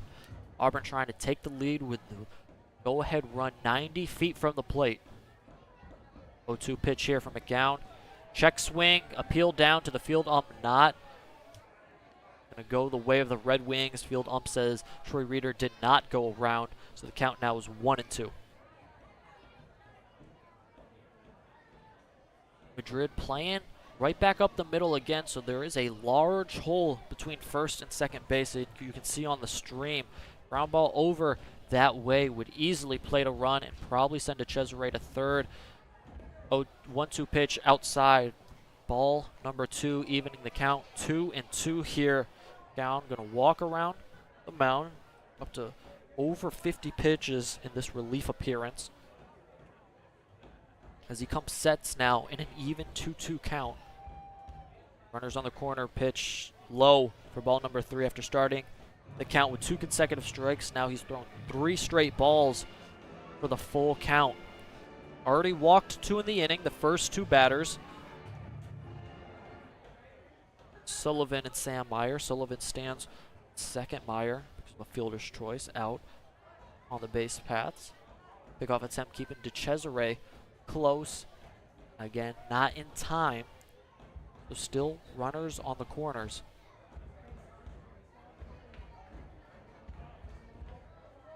Payoff pitch here from McGowan as he sets and deals 3-2. Gonna be low for ball number 4. Walking Reeder, advancing to Cesare, keeping Sullivan on third for the bases loaded for Gianni DeCerbo. We're going to see a meeting on the mound, and maybe that was the last batter of the night for John McGowan, as we'll see. I haven't seen a move to the bullpen yet, as he will take the ball, the manager, from the Geneva Redwings, from McGowan. Walk off the field, and we'll be right back to tell you about who the new pitcher is for Geneva in this jam. The bases loaded and 1 out.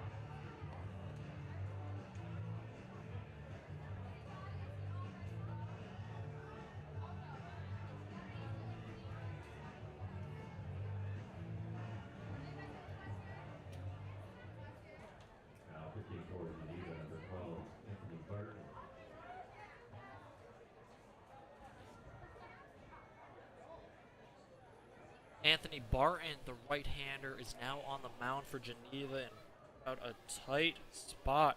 Bases loaded, 1 out.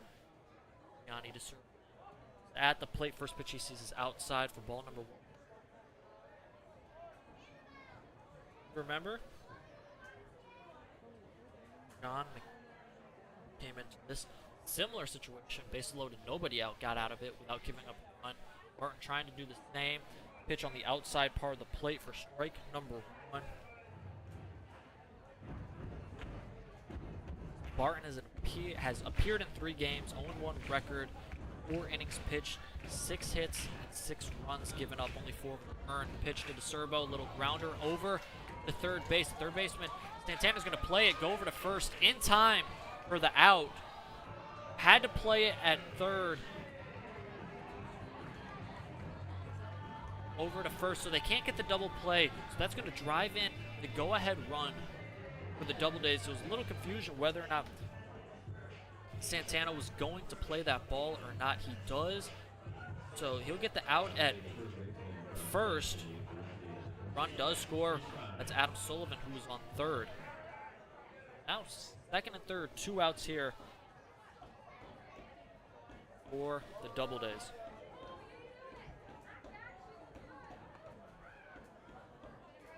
Pitch here. A ball. Doubledays, you'll take it by any necessary here. You have the lead. Second pitch. Be inside for a ball. Fishbein had a single back in his first at bat. Lined out to the shortstop. Martin. Ready's 2-0 pitch. Gonna dive right in. That ball had some breaking action. Sinker potentially. Last second, count 2-1. Fine. Bottom of the fifth. 6-5 ball game. Now Auburn taking the lead. Pitch low outside. Count now 3-1. Runners on second and third. Be DeCesare on third and Troy Reeder on second. Max Fishbein up at the plate. Martin delivers a 3-1 pitch on the corner for strike number 2. Great pitch location. Count now full, 3-2.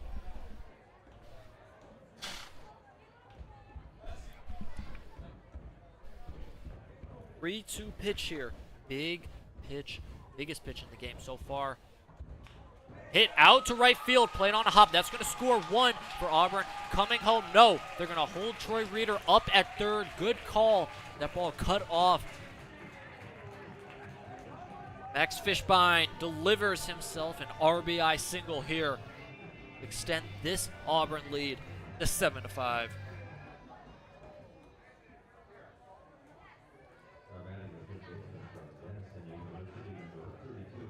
Alex Vasquez comes to the plate. Great piece of hitting by Fishbein right there, going the other way, not trying to do too much with it. And DeCesare home, advancing. Reeder over to second. On the move now is Fishbein over to second. He's got himself a stolen base.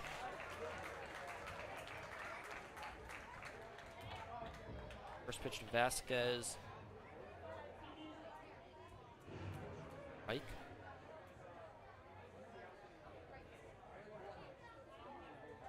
Now there's runners on second and third. 2 outs here. Pitch outside. Count now 1-1. Vasquez, who had a single in his last at-bat, last inning in the 5th inning. Excuse me, that would be the 4th inning. Here in the bottom of the 5th. 7-5 Auburn. 1-1 outside. Count now 2-1.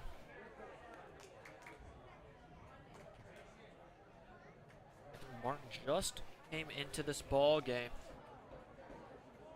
Got Gianni DeCerbo to ground out, but a run scored with the bases loaded. Then RBI single by Max Fishbein. Out. Auburn has built now a 2-run lead here. Pitch low. Count now 3-1.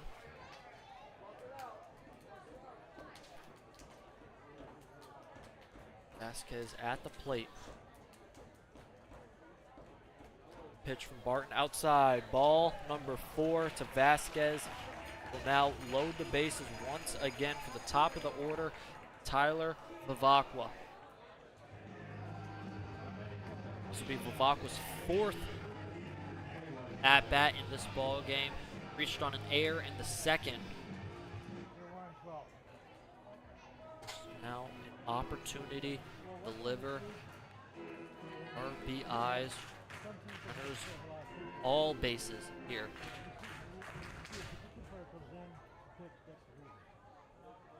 First pitch in there for strike number 1.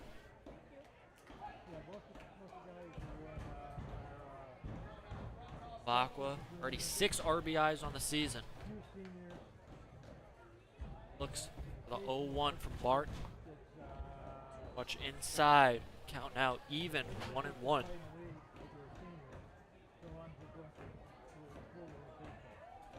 Talked about a great crowd in this Falcon Park here tonight. They've seen a good one so far.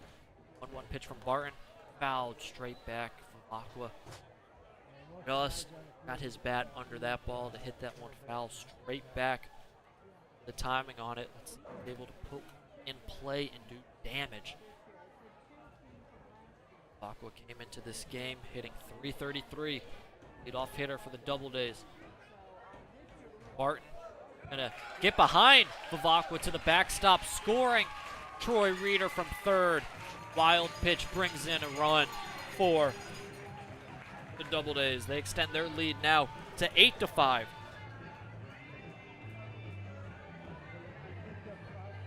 What's crazy is the amount of times we have seen, especially here at Falcon Park, pass balls and wild pitches leading to runs, especially for the Doubledays, taking advantage.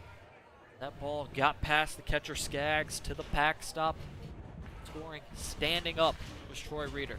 Now 2-2 count. Runners now on second and third here for Vivacqua, still in scoring position. The pitch from Barton hit in the air, popped up, and that's going to be out of play. Vivacqua finds himself staying alive in this count.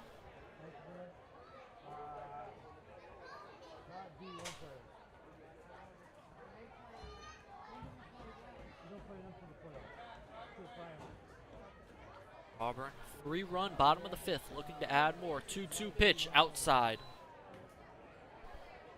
Ball number 3, full count.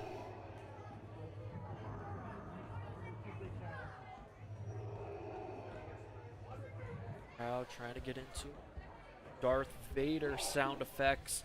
Vivacqua's 3-2 payoff pitch drilled out to right field. It's going to be Freeman going back, making the sliding catch to end the inning. What a great jump by Freeman there in right field to rob Vivacqua not only of a hit, probably an RBI double, probably would have played it 2. But either way, the Doubledays plate 3, taking an 8-5 lead. The top of the 6th. Make sure you stay with us here for Doubledays baseball. We'll be back right after this.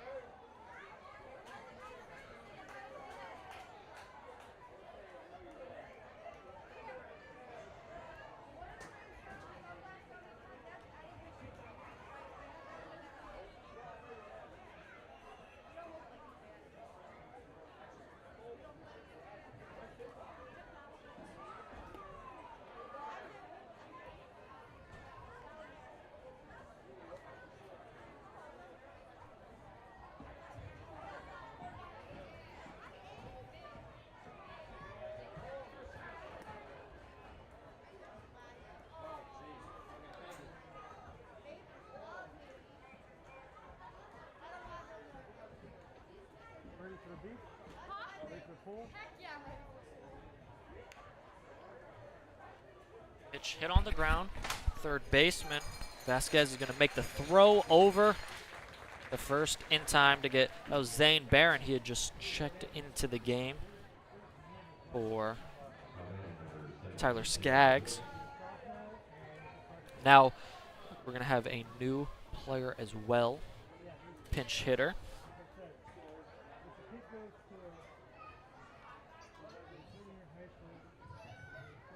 First pitch here to Briggs. Gonna be fouled off. Briggs will probably take over the designated hitter position.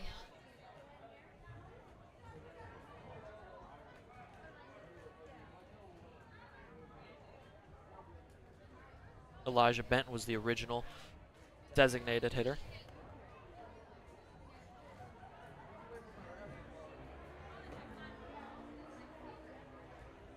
The second pitch is going to be outside for ball. Number 1, count now even, 1-1. Brzezinski still on the mound here. 1-1 pitch outside, ball number 2. Here to Briggs.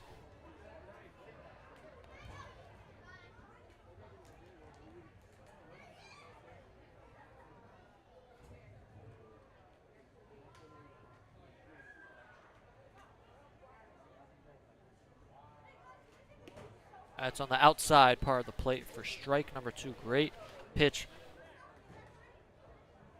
there from Brzezinski. Evening the count up at 2-2.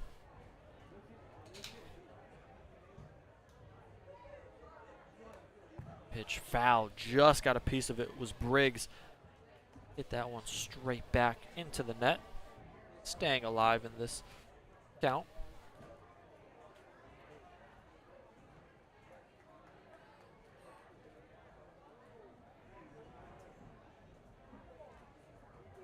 Two-two pitch here, just inside. Count now full, 3-2 as Casey Burkhoff stands on deck.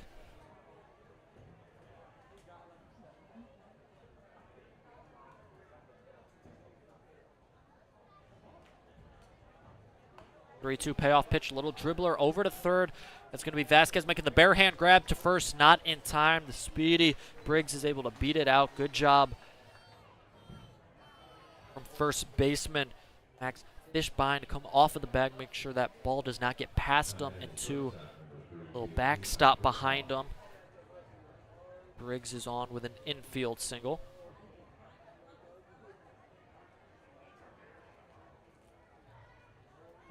One out here.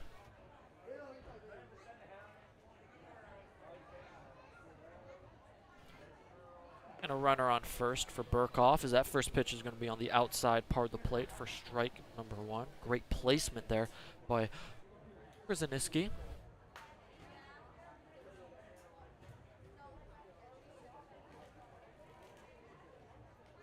0-1 pitch here. On the move there is Briggs. Little tapper over to third. Vasquez fields quickly to first in time. Throw over to third base. Stopped by Korzeniski. Great job. If he didn't get to that ball, that would have been a run scored. Good running there also by Dylan Briggs, who's on the move. And on the throw, hightailed it over to third base. Able to beat it out.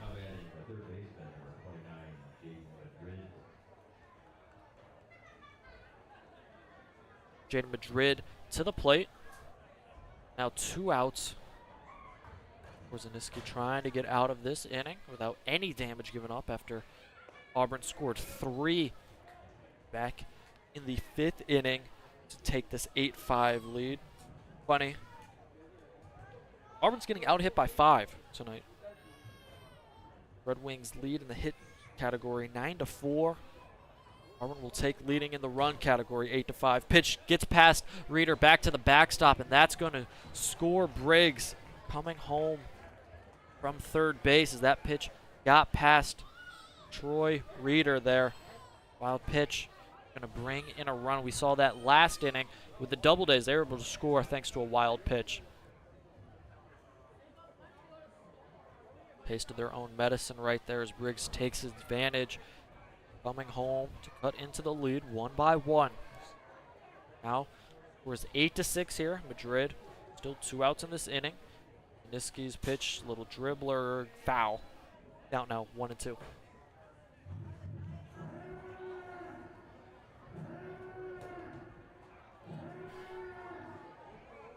Two strikes here, as you hear. Imperial Starship alarm. Star Wars sound effects tonight. Fan 1-2 pitch inside. Count now even 2-2. Now it's some Darth Vader breathing back last inning. I believe that was the Imperial Starship. Either that or the Death Star. Always mix those up. Even Star Wars fan, can't believe I'm mixing them up. Either way, I can't mix up a 2-2 count, which is fouled back there from Madrid, staying alive in the at-bat.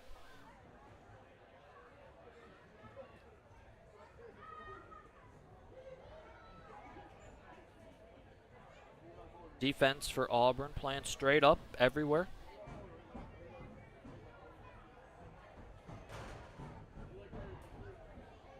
Pitch in the dirt for ball number 3.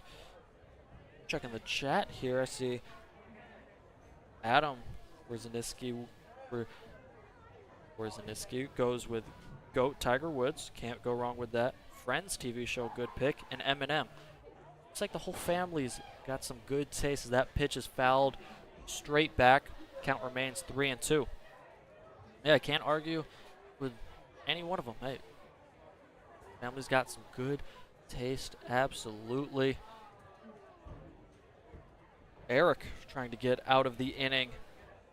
Full count, payoff pitch just outside. That's a pitch we've seen called throughout the night. Unable to get the call right there from home plate ump. That'll be a walk to Madrid.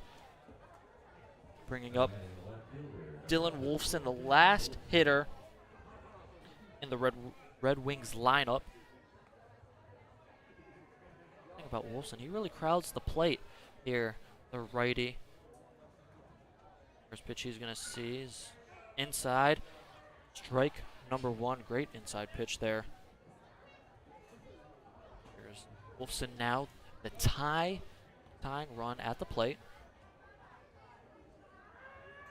Bavacqua shaded a little towards second. I believe we're going to see a balk as Madrid is going to take second.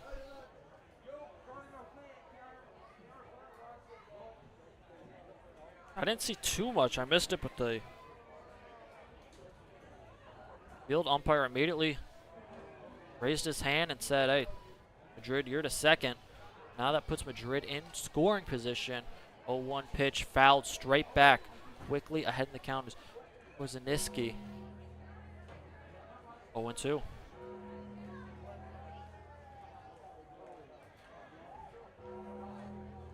Big pitch here. Trying to limit the damage. Wierzeniski readies. Madrid taking off for third. Pitch inside. For ball number 1. But a stolen base there for Madrid as nobody was holding him on. So he was able to grab not only a giant lead, but with nobody holding him on, immediately took off to third. I kid you not, he was probably halfway to third just because of the lead, because both the shortstop and second baseman were not covering him on. So smart running, but 1-2 pitch hit on the ground.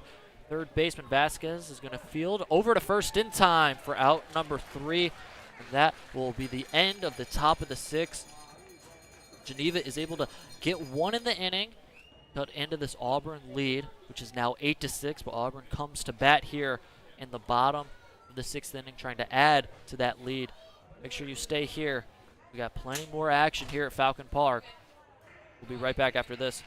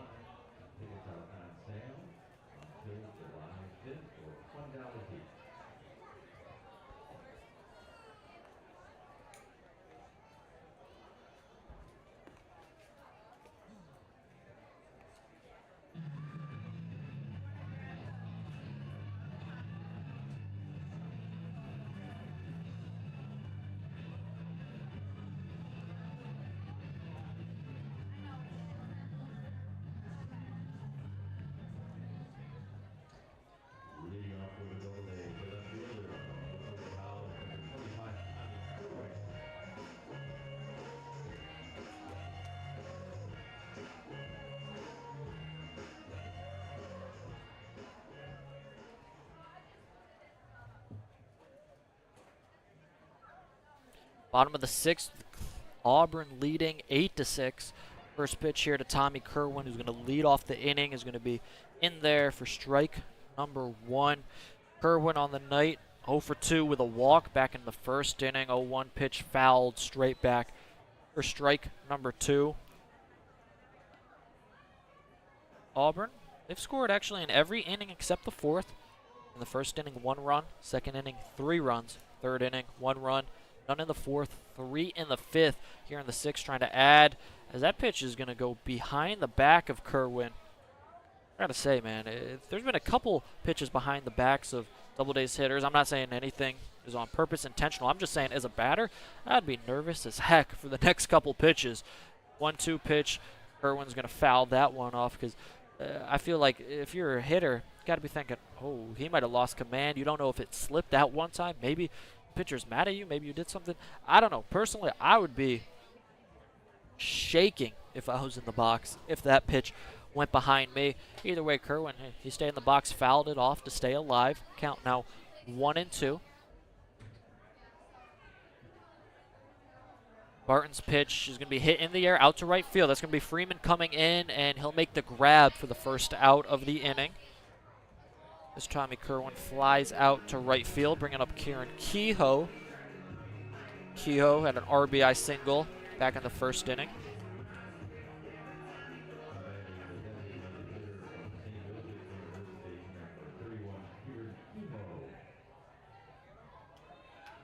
Kehoe comes to the plate here, with Auburn sporting a 2-run lead as Anthony Barton readies for his first pitch. That's going to be in there for strike number 1. Behind the plate, as we mentioned, there were some pinch hitters in that last inning. Behind the plate is going to be Zane Barron for the Red Wings. Pitch outside for ball number 1, counting out even 1-1. Red Wings doing a lot of different defensive replacements, pinch hitting. They trying to put together any lineup that could get them a win. That pitch right over the head of the first baseman, Turner. Kieran Kehoe, a liner down right field. He's on with a single here with 1 out in the inning. We're going to bring up Adam Sullivan to the plate. Sullivan, he's walked 3 times in all 3 of his plate appearances. He has seen 4 balls and taken the trot to first. Looking to find his way on. Be a hit tonight. First pitch is going to be in there for a strike. You know, he might be looking for a hit. Also, could be just as satisfied with a walk. Getting on base here. Pass the baton to the next guy in the lineup. 0-1 pitch low for ball number 1. One thing about Sullivan, who's batting the cleanup spot here tonight, not going to force anything, not going to give the pitchers any extra strikes, not going to swing at too many pitches outside of the strike zone. Very disciplined at the plate. 1-1 pitch drilled out to center field, but that's going to be Perry. Not having to move too far from his position as he'll make the grab for out number 2 here in the 6th inning.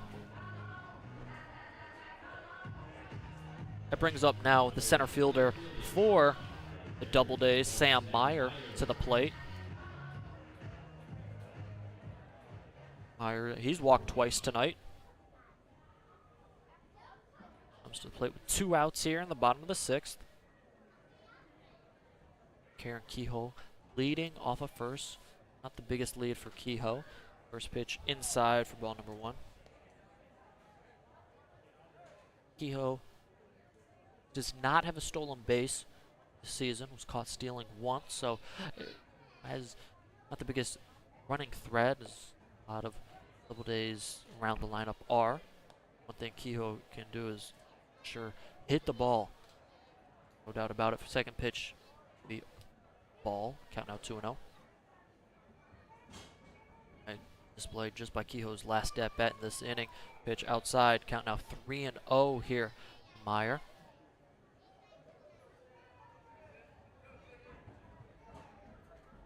Night quickly falling upon us here in Auburn. 8:54 on the clock. 3-0 pitch in there for strike number 1. Fans still here enjoying their time. They've seen a really good game. And we still have 3 more innings to go after this bottom of the 6th wraps up, so I'm sure we're going to be in for a lot of excitement. 3-1 pitch swung on and missed. Big hack by there from Meyer. Count now full, 3-2. So now with 3-2, 2 outs, that will have Kehoe probably extending the lead and taking off here. He's off from first, 3-2 outside to the backstop. Kehoe's looking, turning, gonna stay at second. As Barron, the new catcher, is gonna retrieve that quickly. And now there's runners on first and second for Anthony DeCesare.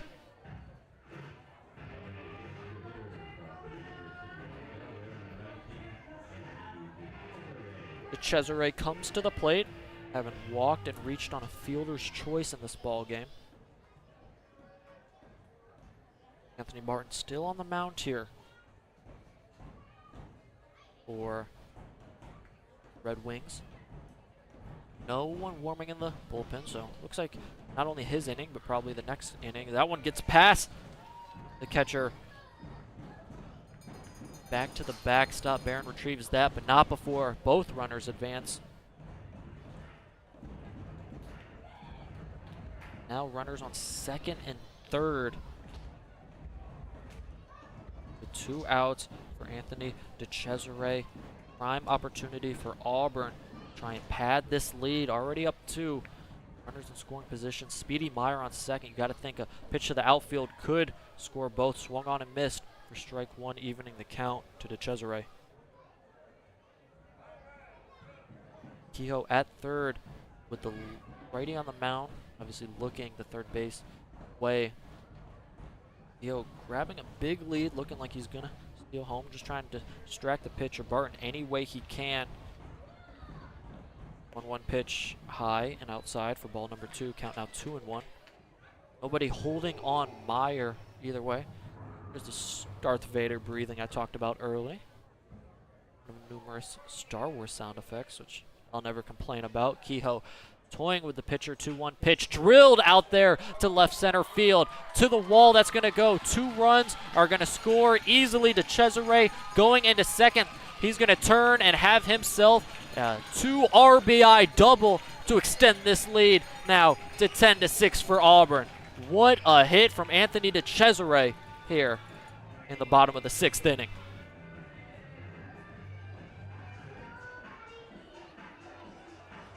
DeCesare waited until he found a pitch he liked. Once he did, demolished that one to left center field. No one was getting to that one. Kehoe, Meyer came in to score without any sort of trouble. First pitch, Troy Reeder, he takes a big swing at it, not able to connect for strike number 1. And this is what I want to see more of from the Doubledays. Take advantage when you got runners on in scoring positions, just like DeCesare did.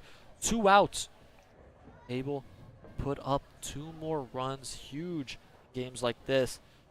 Second pitch, a strike looking for Troy Reeder.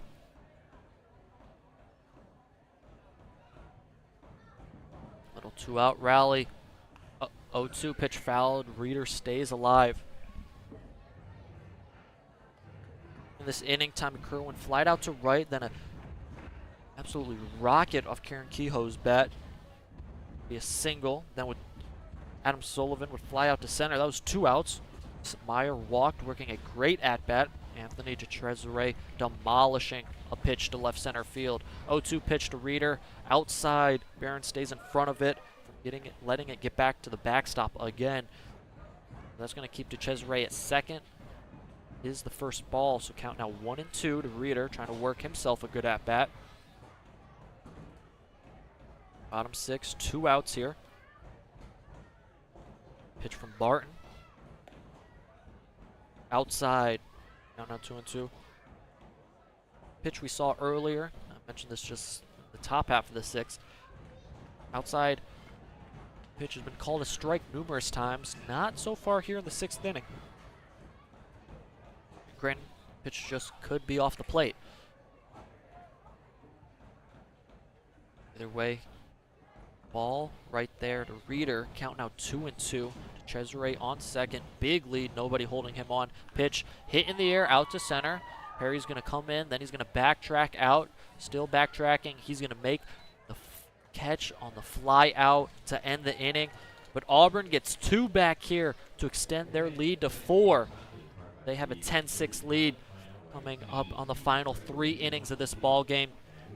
We'll be back here at Falcon Park with the top of the 7th. Make sure you don't go anywhere. Auburn leading 10-6. So take it away.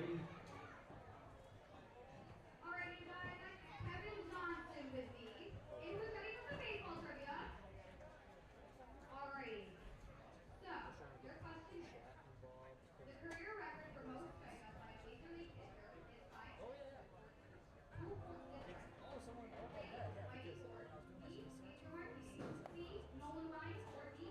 Vinny Johnson? That is correct.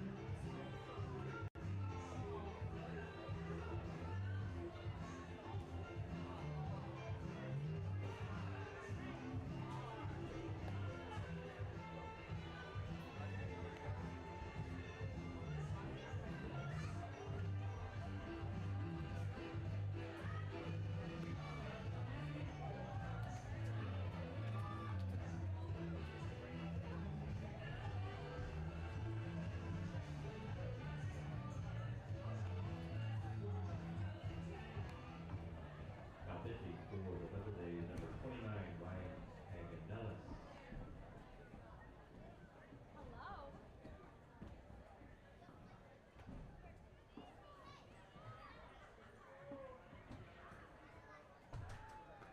Here at Falcon Park, where Auburn holds a 10-6 lead. Got a pitching change.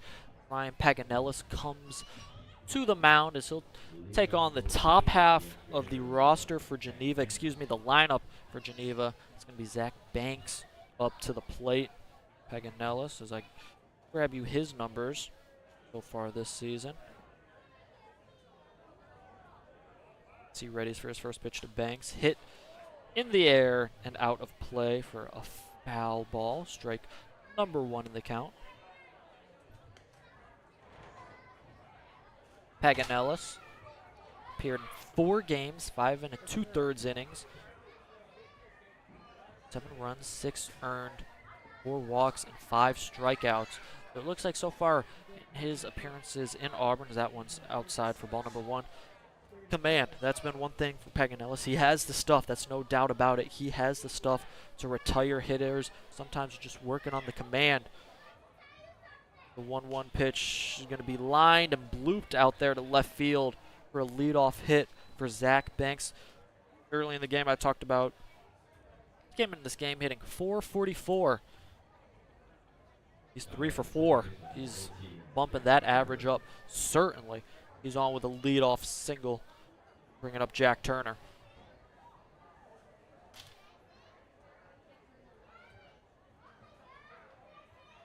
Turner came in as a defensive replacement, rounded out to short back in the 5th inning. Good pickoff attempt there from Paganellis over to first base. Not in time, though, for Banks.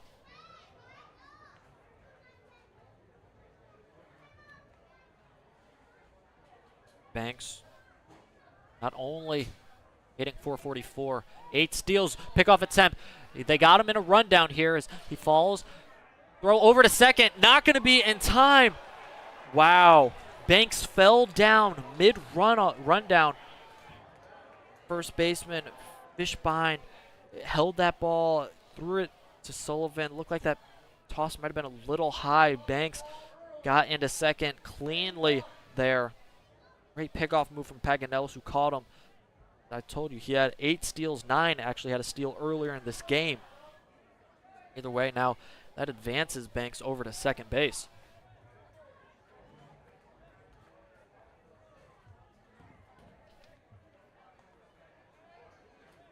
Jack Turner's going to look to bunt.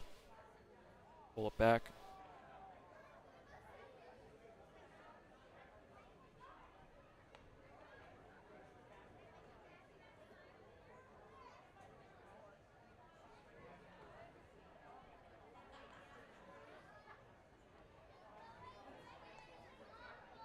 Turner's 1-0 looking to bunt. Does get a bunt down, but it's going to roll foul for strike number 1. So obviously in this ballgame, it's a 4-run lead for Auburn. You don't want to give up runs here. Don't want to give Geneva confidence here. But at the end of the day for Paganellis, he's got to be thinking, I cannot worry about Banks at second in the slightest right now. 1 run does not kill me. Getting runners on for Geneva, letting runners on, that's what's going to get us in trouble. Bunt attempt is going to go down to the right side. That's going to be an incredible bunt as that confused everybody. That bunt was down over there to the first base side. Pitcher Paganellis knew he wasn't going to, went over to cover first. Mavak, the second baseman, didn't know whether or not he should be coming in to get it or that was Paganellis getting it. Last minute, Fishbein went to grab it, leaving nobody at first, really. And by the time they retrieved it, Zach Banks was at third, but Jack Turner was at first base.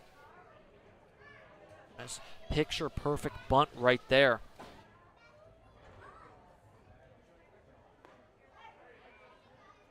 That pitch here. Braden Freeman in there for a strike. All right, now this is where, for Paganellis, you got to hunker down. 2 runners on. Again, you can forget about the Banks one. Even if he scores, that makes it a 3-run ball game. Pitch hit in the air out to left field.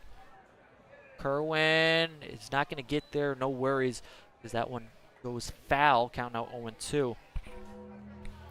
Paganellis is going to make his way back to the mound. You got to think, hey, you would trade anything right now for potential ground ball, a double play ground ball.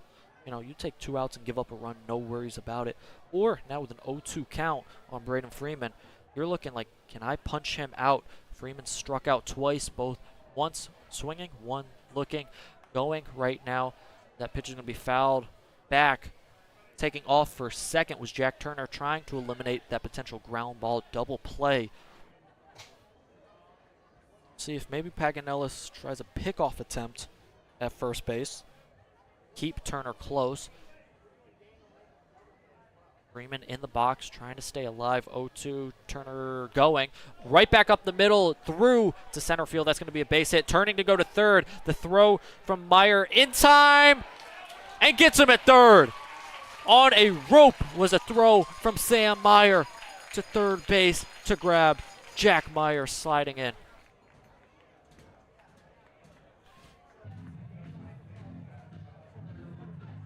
Meyer nabs Turner. Going to be a meeting on the mound. With that single, though, Braden Freeman did advance to second base. Also scored an RBI.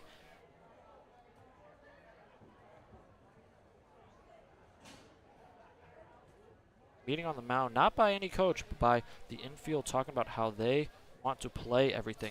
What a huge throw there from Meyer in center field.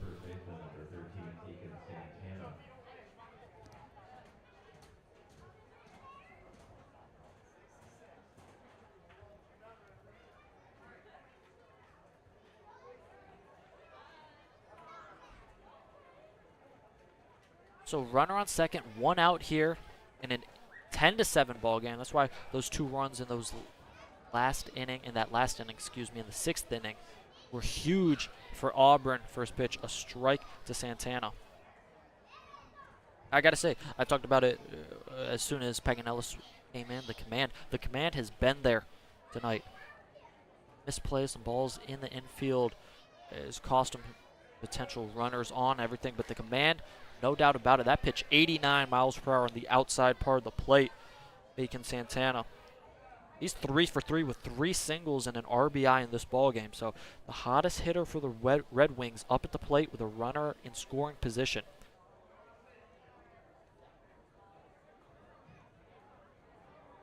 Paganellis sets and deals. Pitch on the outside part of the plate. They're going to check down to the field ump, who's going to say he didn't go. Field ump playing on the shortstop side of the infield. Obviously, with only 2 umps, field ump would want that better positioning if there's a play at third base, so really couldn't see all too well, so no surprise the check swing did not get approved. The Doubledays, either way, still 1-2 in the count. Pitch on the outside part of the plate to get Santana looking. He goes down for the first time tonight, and a huge second out for Paganellis and the Doubledays.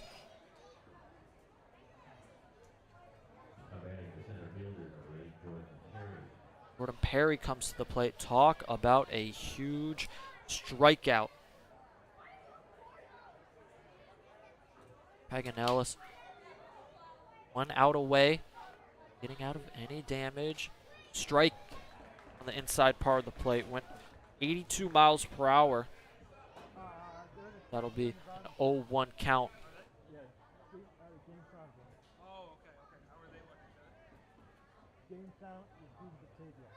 Top of the 7th, 10-7 ball game.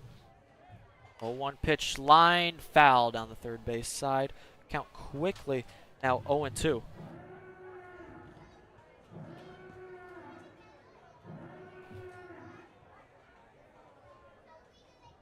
Another Star Wars sound effect, signaling 2 strikes on the opposing batter with 2 outs. Auburn 1 strike away. Going to hit in the bottom of the 7th. 0-2 pitch, low for ball number 1. Count now 1-2.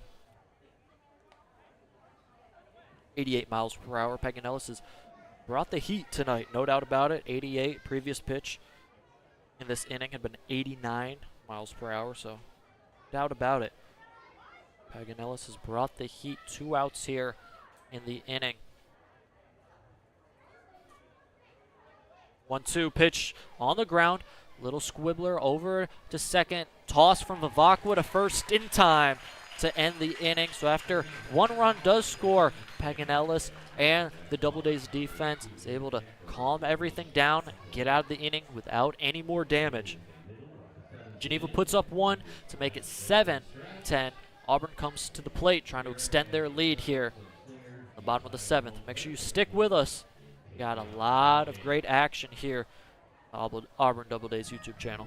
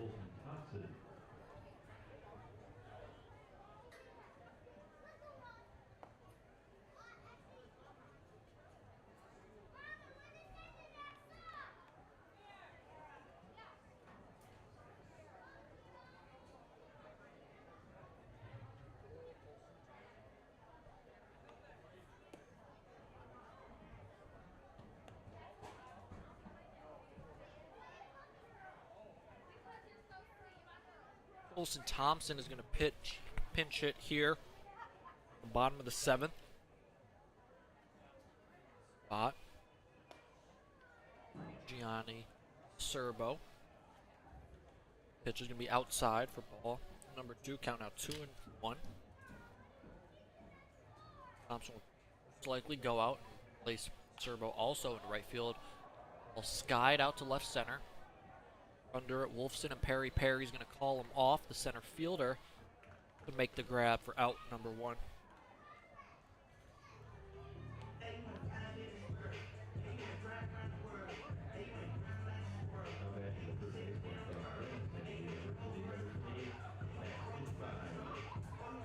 Max Fishbein comes to the plate.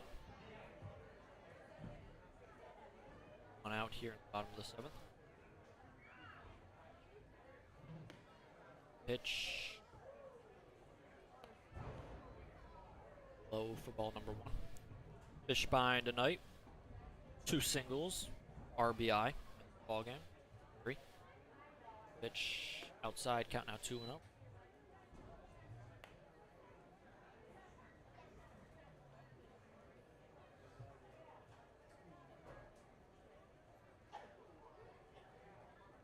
Barton still on the mound.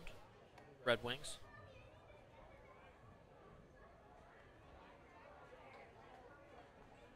As his pitch outside. Second of balls to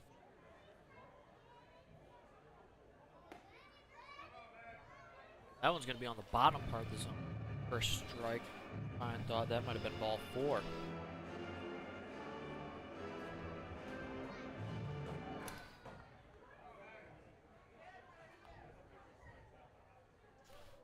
Pitch outside. That is ball 4.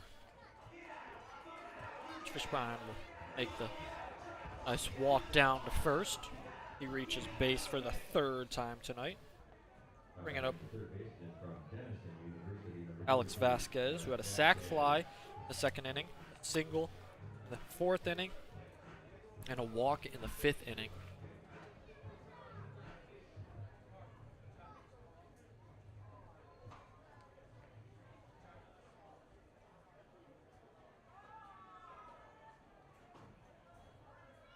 Pitch here to Vasquez, going to bend in there for strike number 1. Madrid, the second baseman, I mentioned this earlier in previous at-bats. He's playing it looks like he's lined up perfectly with the pitcher on the stream. Playing shaded over to his right, our left watching. Close to second base. Taken away any hit right back up the middle. That pitch was outside for ball number 1. Count now even 1-1. Leaves a huge hole. Vasquez can go opposite field. On the move is Fishbein to second. There, no worries about it. Gets in there, beats the throw for a stolen base.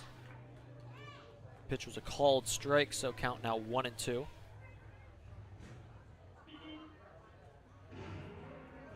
at the Roadrunner down. I'm telling you, if you're in the Auburn area or close to it, make sure you come out to a game this summer. It's always a good time. About the sound effects. It's a fun time here at Falcon Park. See a lot of great baseball.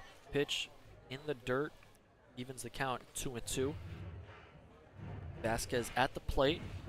He can go opposite field where a second baseman would usually be positioned. Anywhere in that type of area, he has himself an RBI single. 2-2 pitch outside.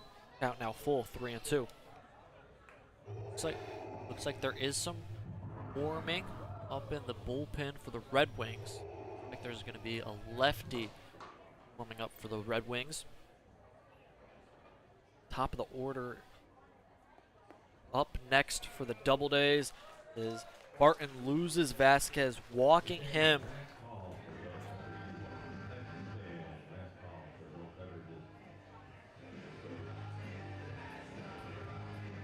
Vasquez will head down to first.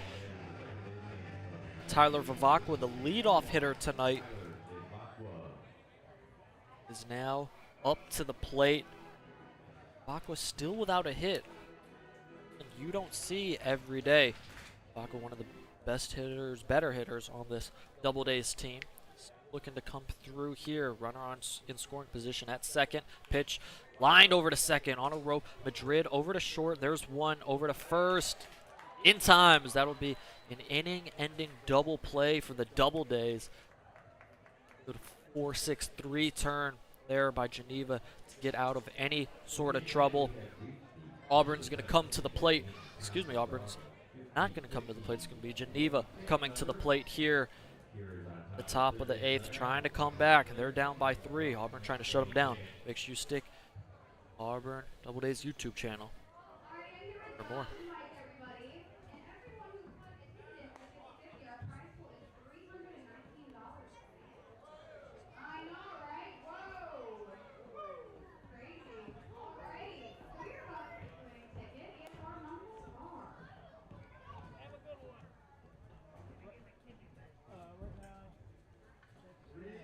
Seven, nine, nine, 6, 9. You got any winners? Repeat, 7, 9, 9, 6, 9. Everybody take a look. One more time. 3, 7, 9, 9, 6, 9. I'm glad Oh, come on, guys, you're really good, right? even though it took 7 innings.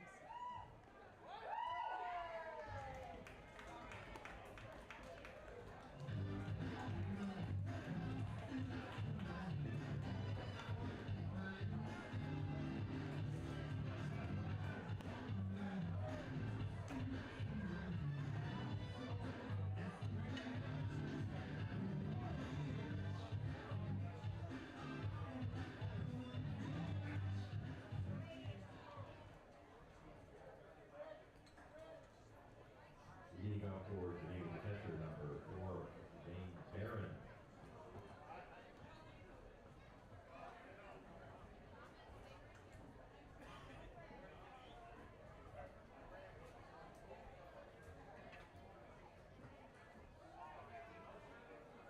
Zane Barron at the plate for Geneva, taking the first pitch for ball number 1 is Ryan Paganellis' first pitch inside. Paganellis still on the mound here. Auburn still sporting a 3-run lead, 10-7. Pitch high again for ball number 2. It'll go Barron, then Dylan Briggs and Casey Burkhoff here in the bottom of the 8th. Excuse me, top of the 8th. For Geneva, ground ball over to second. Tyler Vivacqua fields it cleanly to first in time for the first out of the inning.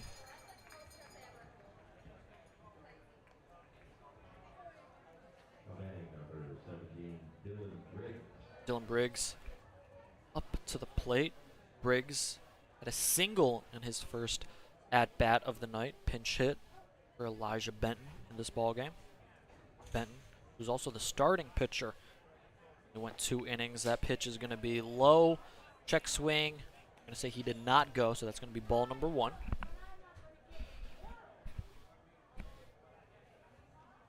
Paganellis has had some good stuff here tonight. Again, I talked about command earlier. Command has not been an issue for Paganellis. 1-0 pitch, just high. Count now 2-0.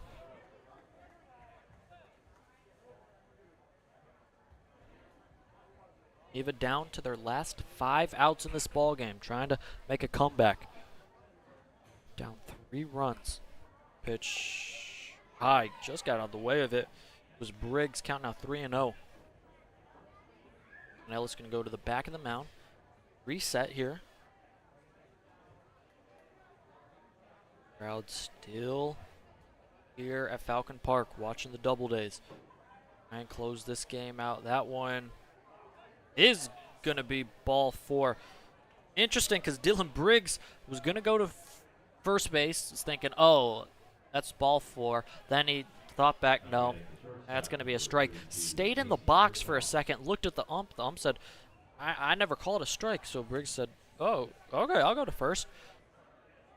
I got to think, when the batter is looking at you thinking, oh, you didn't call a strike, one might not miss by much first pitch here.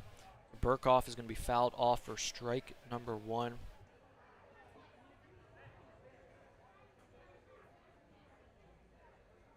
That actually happened in the Yankee game just a couple days ago. There was a check swing on a 3-2 pitch. Actually, I believe on a 2-2 pitch from the Orioles players. Pitch is going to be fouled off. Count now 0-2. Where the hitter at the plate, I forget who it was, checked his swing. Clearly went, he actually started walking back to the dugout. Home plate umpire didn't have a good view, so he threw it down to the first base ump, who said he did not go. Carlos Rodon was the pitcher, looked at the first base ump and said, he's walking to the dugout. Of course he went. Pickoff attempt over at first, not going to be in time there for Briggs.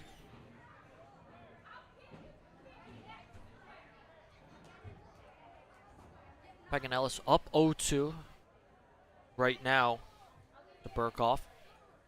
Briggs takes off for second. Pitch swung on a miss. Throw down to second is going to be in time for a strike him out, throw him out to end the 8th inning. What a throw right there by Troy Reeder to get Dylan Briggs, who was trying to steal second. A strikeout, Casey Burkhoff, and a throw out at second on a potential stolen base of Briggs ends the inning for the Doubledays. They'll come to the bat at the bottom of the 8th, trying to extend their lead here at Falcon Park. Make sure you stay with us. We'll be right back after this.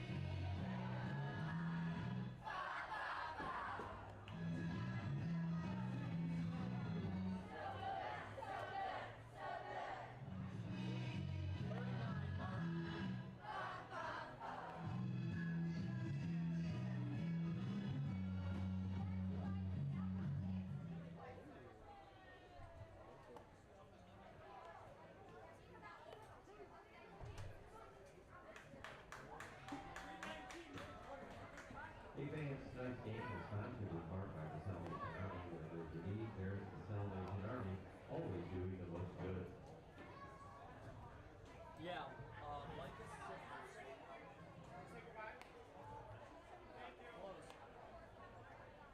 Now pitching for Newark, number 39, Michael Sanders.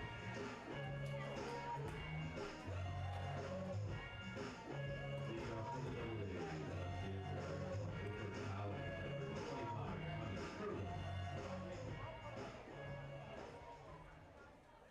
new pitcher for Geneva as they're trying to hold this lead, or excuse me, this deficit for them.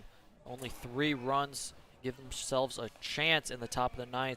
It's Micah Sanders, the southpaw, on the mound. He'll take on Tommy Kerwin to start this bottom of the 8th inning. Swing and a miss. Kerwin, count now 1-1. Sanders has had 2 appearances this season. 17.18 ERA. That pitch is going to be in there for a strike.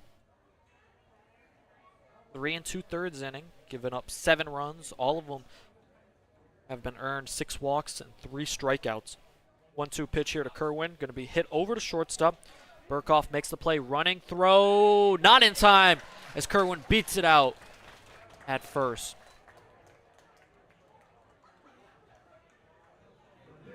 Tommy Kerwin, infield single. It's going to be a tough play. The speed of Kerwin, able to beat out the throw. Good job there. He has standing on first, leadoff single for Kieran Kehoe in this ball game. Kehoe, 2 singles, an RBI. Pitch is going to bend just outside of the plate for ball number 1. Count now 1-0. Runner on first. Kerwin, a threat to steal. I wonder if they'll steal him in this situation, though. You want to add to the lead, but you wonder if you want to take a risk on the base paths. There's your answer as Kerwin took off. The lefty Sanders saw it and ended up just balking. As either way, there's going to be a runner on second. Hey, if you saw on the stream, there's some fireworks. I guess people were excited about a balk. You don't see a balk too often, so people were saying there was a balk. 1-0 pitch swung on and missed by not Kerwin. Kerwin's on second by Kehoe.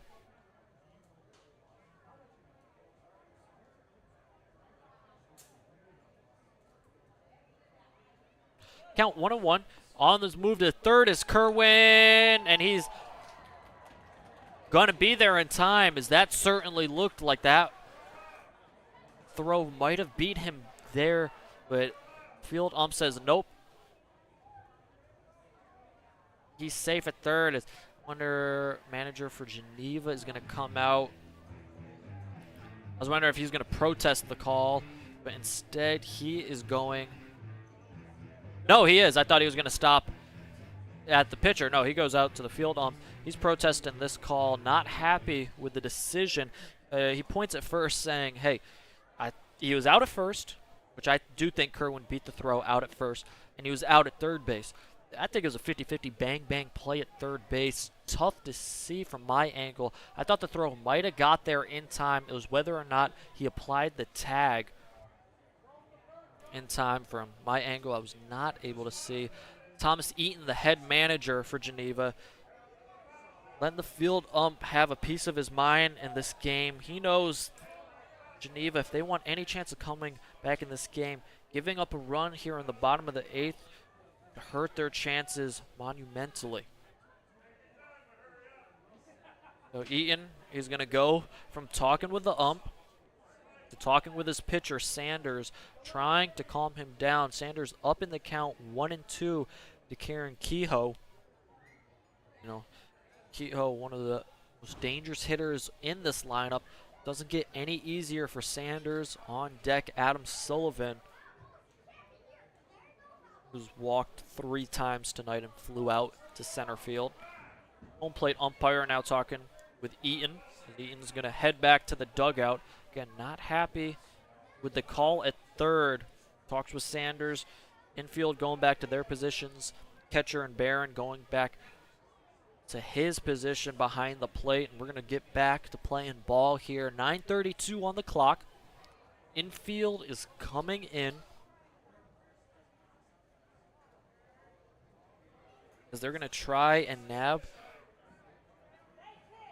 Kerwin, the lead runner. Any chance if there's a ground ball, they want to eliminate allowing the 11th run of the game. Obviously not trying to have their comeback be any more than it has to be. 1-2 pitch in the dirt, gets past the catcher, bounces the side of the catcher, and the infield can back up now because Tommy Kerwin steps across home plate, clearing the bases and adding that 11th run.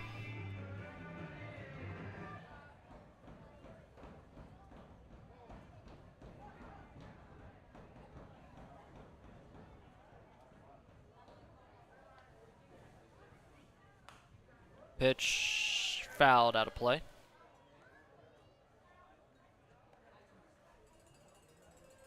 Count remains 2-2. So just from an infield single, and I've talked about this throughout the season, put the ball in play. 2-2 pitch in the dirt. Ball number 3. You're Auburn on offense, put the ball in play. You see what Tommy Kerwin did to lead off this inning. Put the ball in play, beat it out at first. Went to steal second, forced a balk, stole third, then a wild pitch, scores him. Kehoe grounds over to second base, throw in time to get Kehoe for the first out of the inning, bringing up Adam Sullivan to the plate.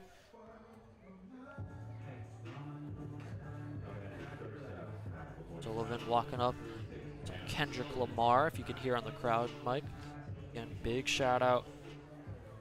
Nick, our social media. It does everything. There's no one label for him. He does everything here, setting up the crowd, Mike, so you can at home feel to a degree, you are here at Falcon Park. And remember, if you're in Auburn or around Auburn or anywhere close to Falcon Park, make sure you come out this summer. It's a great time.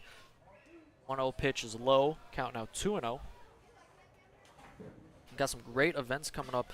I believe Chick-fil-A Day is coming up on the 25th, 4 days ago. Swung on and missed there by Adam Sullivan. Makes the count 2-1. Let me double check. I think that's going to be my favorite day, Chick-fil-A Day. The 2-1 pitch here from Sanders will catch the outside part of the plate for strike number 2. Count now 2-2.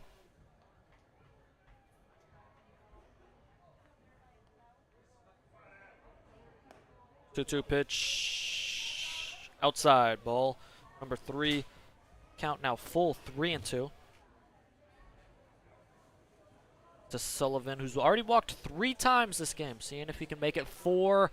That is going to be walk number 4 for Sullivan, who I think a little bit of a chuckle tossing his stuff over the bat boys, excuse me. Done that more than once tonight. 4 times, in fact. He is at first base for Sam Meyer. He comes to the plate. Sullivan on first base. Meyer, hey, he's walked 3 times tonight, trying to see if he can match number 4, which Adam Sullivan just had. First pitch, Sullivan not going. Meyer was swinging for strike number 1. Fouled that one off. Count now 0-1.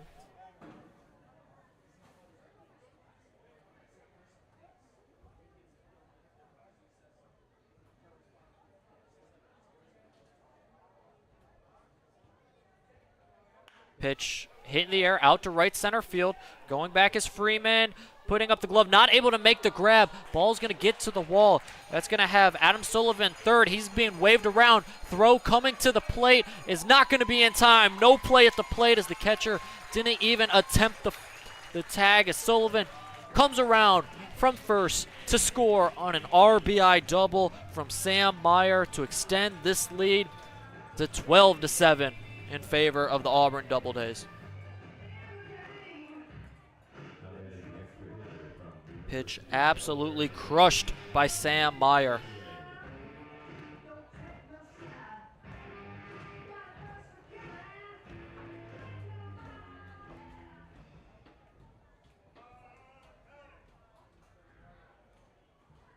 Bringing up Anthony DeCesare, who had himself a crushed RBI double, 2 RBI double back in the 6th inning to make this game 10-6 at the time. First pitch was going to be a strike to DeCesare. It was 10-6 at the time. Then the Red Wings added a run, 10-7. Then obviously that double just made it 7-12. Pitch, dribbler foul.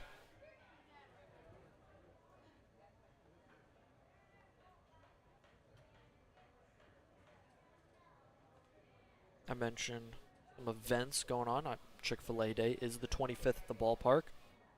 Tomorrow, free admission for kids under 18.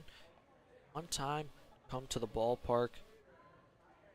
Stop DWIs here in New York. That's what the campaign is focusing on. So, hey, we have a doubleheader tomorrow against the Niagara Ironbacks. On the move, Smyer throw down the third. Grabbed by Santana, having to jump, so there was no tag. Meyer is into third with a stolen base. It's going to be Meyer's 8th stolen base of the year. Quickly, Zach Banks was 10, actually 9. Pitch outside for DeCesare. As the infield's going to come in, again trying to nab the lead runner on any ground ball to them. Pitch 2-2 high. Count now 3-2.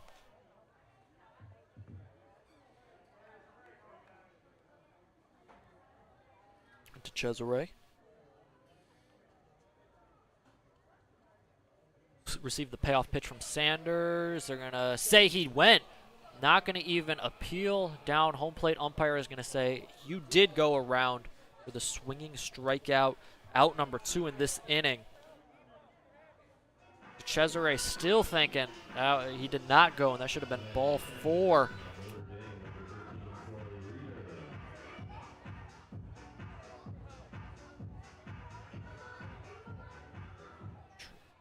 Head coach Matt Petrosi letting the home plate umpire know he doesn't agree with the call for out number 2, bringing up Troy Reeder to the plate. Reeder reached on air in his first at-bat, hit by pitch which drove in a run, walked and flew out to center in his 4 appearances at the plate. First pitch is going to bend in there for a strike. Down to 0-1.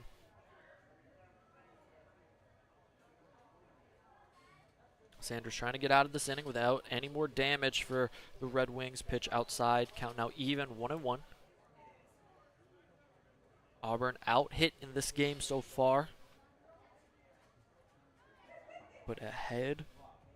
Runs category, all that matters. Pitch foul down the third baseline. Count now 1-2. Currently nobody warming in the bullpen, so either they finished their warm-ups or this is going to be Ryan Paganellis's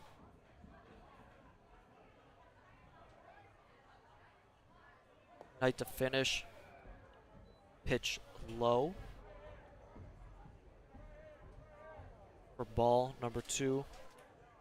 On deck, Bobby Hardy's going to be a pinch hitter for Colson Thompson if it gets to him. It's not going to get to him in the lineup. It's going to be strike number 3, looking to get Troy Reeder. But Auburn is able to add to their total here. They lead 12-7 going into the top of the 9th, trying to close out Geneva here at Falcon Park. Make sure you stay with us for the potential last 3 outs of this ball game. Lights are going out here in Auburn. Make sure you stay with us. We'll be right back after this.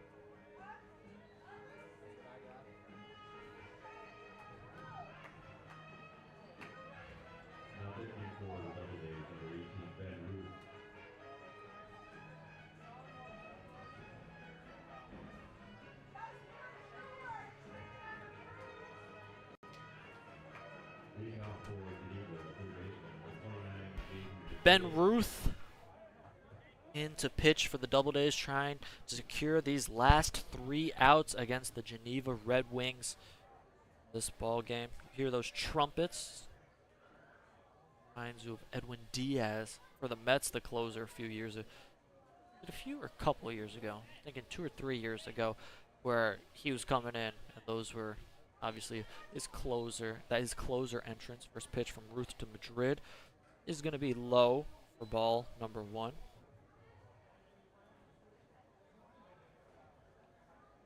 Looks like there was a mix-up on the signs. That's why Reeder went out to talk with Ruth. Madrid at the plate. Single in his first at-bat. Grounder to third and a walk in his last at-bat. That's how his night has gone. 1-0 pitch from Ruth. Going to be high for ball number 2. Now 2-0. Auburn looks to close out this game. It's been entertaining back in 4th game. Auburn able to snatch the lead, extend it as well. Pitch low, count now 3-0 here for Madrid. Ruth on the mound. 3-0 on the inside part of the plate. Strike number 1.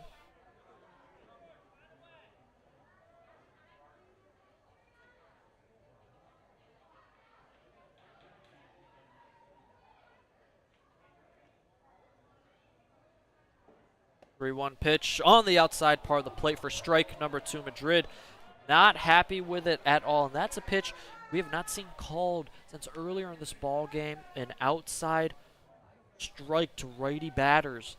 Kind of went away for a few innings, it feels like. Back in a big way right there to make this count full to Madrid. 3-2 coming from Ruth. Going to be swung on and fouled as Madrid still talking. Not a fan of that call on the previous pitch, thinking he should be at first with the leadoff walk. Now he's battling here. I talked about crowding the plate. He is practically standing on the batter's box line. That one's going to bend in there for strike number 3. Madrid knew it. He walked back to the dugout, but he had a few words for the home plate umpire saying it should have been ball 4, 2 pitches earlier. He goes down looking for the first out. Great job by Ruth battling back there, down 3-0 to start for the first out of the inning. I think Troy Reeder actually turned to the home plate umpire and said, I think you made a great call. I think those were clear strikes, as any catcher would do. First pitch here to Dylan Wolfson. High, but swung on and missed by Wolfson. Wolfson, he's going to walk outside the batter's box, outside the dirt, to say, I need to kind of chill after that last swing. That pitch not even close. Going up there to hit. Been able to make contact. 0-1 pitch. Swung on and missed again from Wolfson. Not happy with himself as it looks like he's up there swinging. No matter what is coming his way. Those 2 pitches probably would be balls, but Wolfson taking a swing at him. Ruth quickly ahead in the count, 0-2. Pitch is going to bend in there for strike number 3, 69 miles per hour with great break on it from Ben Ruth. That was 2 consecutive times where he got Geneva Redwings hitters to go out looking because of that pitch. Looks like a slider coming in, freezing them. As they've Madrid and Wolfson not even taking the bat off their shoulder. Auburn 1 out away from beating Geneva. First pitch to Zach Banks outside for ball number 1. Banks 3 for 4 on the night. Came into the game batting .444. Has certainly upped his average. 1-0 pitch here from Ben Ruth. Inside part of the plate for strike number 1.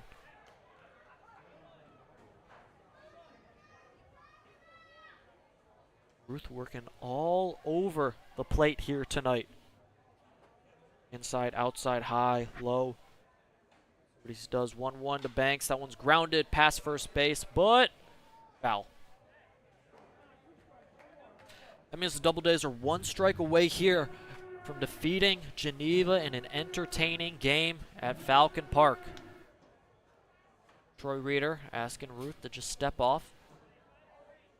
Tyler Vivacqua actually shading to his left, I think realizing Banks, pull hitter, lefty hitter. Trying to make sure he gets over to his pull side in case he does. 1 strike away. Ruth's 1-2 pitch outside. count even at 2-2 here. It's been a fun night at the ballpark. Good crowd for the entirety of the game. Here, strike away from letting out their loudest cheer of the night, as that's going to be swung on and miss by Zach Banks for strike number 3, out number 3, and complete this ball game as Auburn wins 12-7 to complete this win against Geneva. Entertaining game, back and forth action throughout. Auburn coming through with some big base hits, RBI hits in clutch moments. They secure this win 12-7. Hey, don't look now. Your Auburn Doubledays are streaking. They now have a 5-game win streak, as they'll be back here at Falcon Park tomorrow for a doubleheader against the Niagara Ironbacks. I'm going to say this almost every game this summer that I broadcast, but the difference between this Auburn team is whether or not they are able to cash in on runners on base, especially in scoring positions. And tonight, they did. In particular, Anthony DeCesare, huge 2-out, 2 RBI double to extend the game to 10-6 at that moment. Geneva would score 1 to make it 10-7. Then 2 more runs would be tacked on later in the game. But to make this game 10-6 on 2-out RBI double, cashing in with runners in scoring position and with 2 outs, huge for the Doubledays. Huge at bat there from Anthony DeCesare. Great job from the Auburn relievers as well, coming in, holding this game, not letting it get too out of hand. Felt like any time Auburn would make a run with an inning or two, Geneva would come back. Eventually, Auburn relievers came in, shut the door down on any potential Geneva comeback, and they are able to secure a win, 12-7. Hey, make sure you tune back in tomorrow. We'll be back here, right here. My broadcast partner, Ryan Story, is expected to be back. Glad to have him back for these 2 big games coming up tomorrow. Another doubleheader, another Sunday doubleheader. First game is going to start at 4 o'clock. Then next game will start about 30 minutes after. Both will be 7-inning games against the Niagara Ironbacks. Hey, if you missed the last doubleheader, missed a good one last Sunday. That was Auburn sweeping the Jamestown Tarp Skunks, excuse me. In the second game of the doubleheader, had a walk-off to complete the sweep. So it's going to be fun tomorrow. Make sure if you're around the area, come out to the ballpark. Or if you can't make it out to the ballpark, make sure you hit that subscribe button watching on YouTube. Myself and Ryan will be on the call tomorrow for both games. It's always a good time. Make sure you hit that subscribe button, like button, comment below. We're going to have a good time. I appreciate you for tuning in here tonight. Auburn gets the victory, 12-7 against Geneva. Auburn, streaking team. Watch out for the rest of the league. I've been Luke Backman. I appreciate you guys tuning in here tonight. That's all I got for you. Doubledays win, 12-7. Go Doubledays. We'll see you tomorrow evening, not night. First pitch at 4 o'clock. Make sure you tune in. Have a great night, everybody.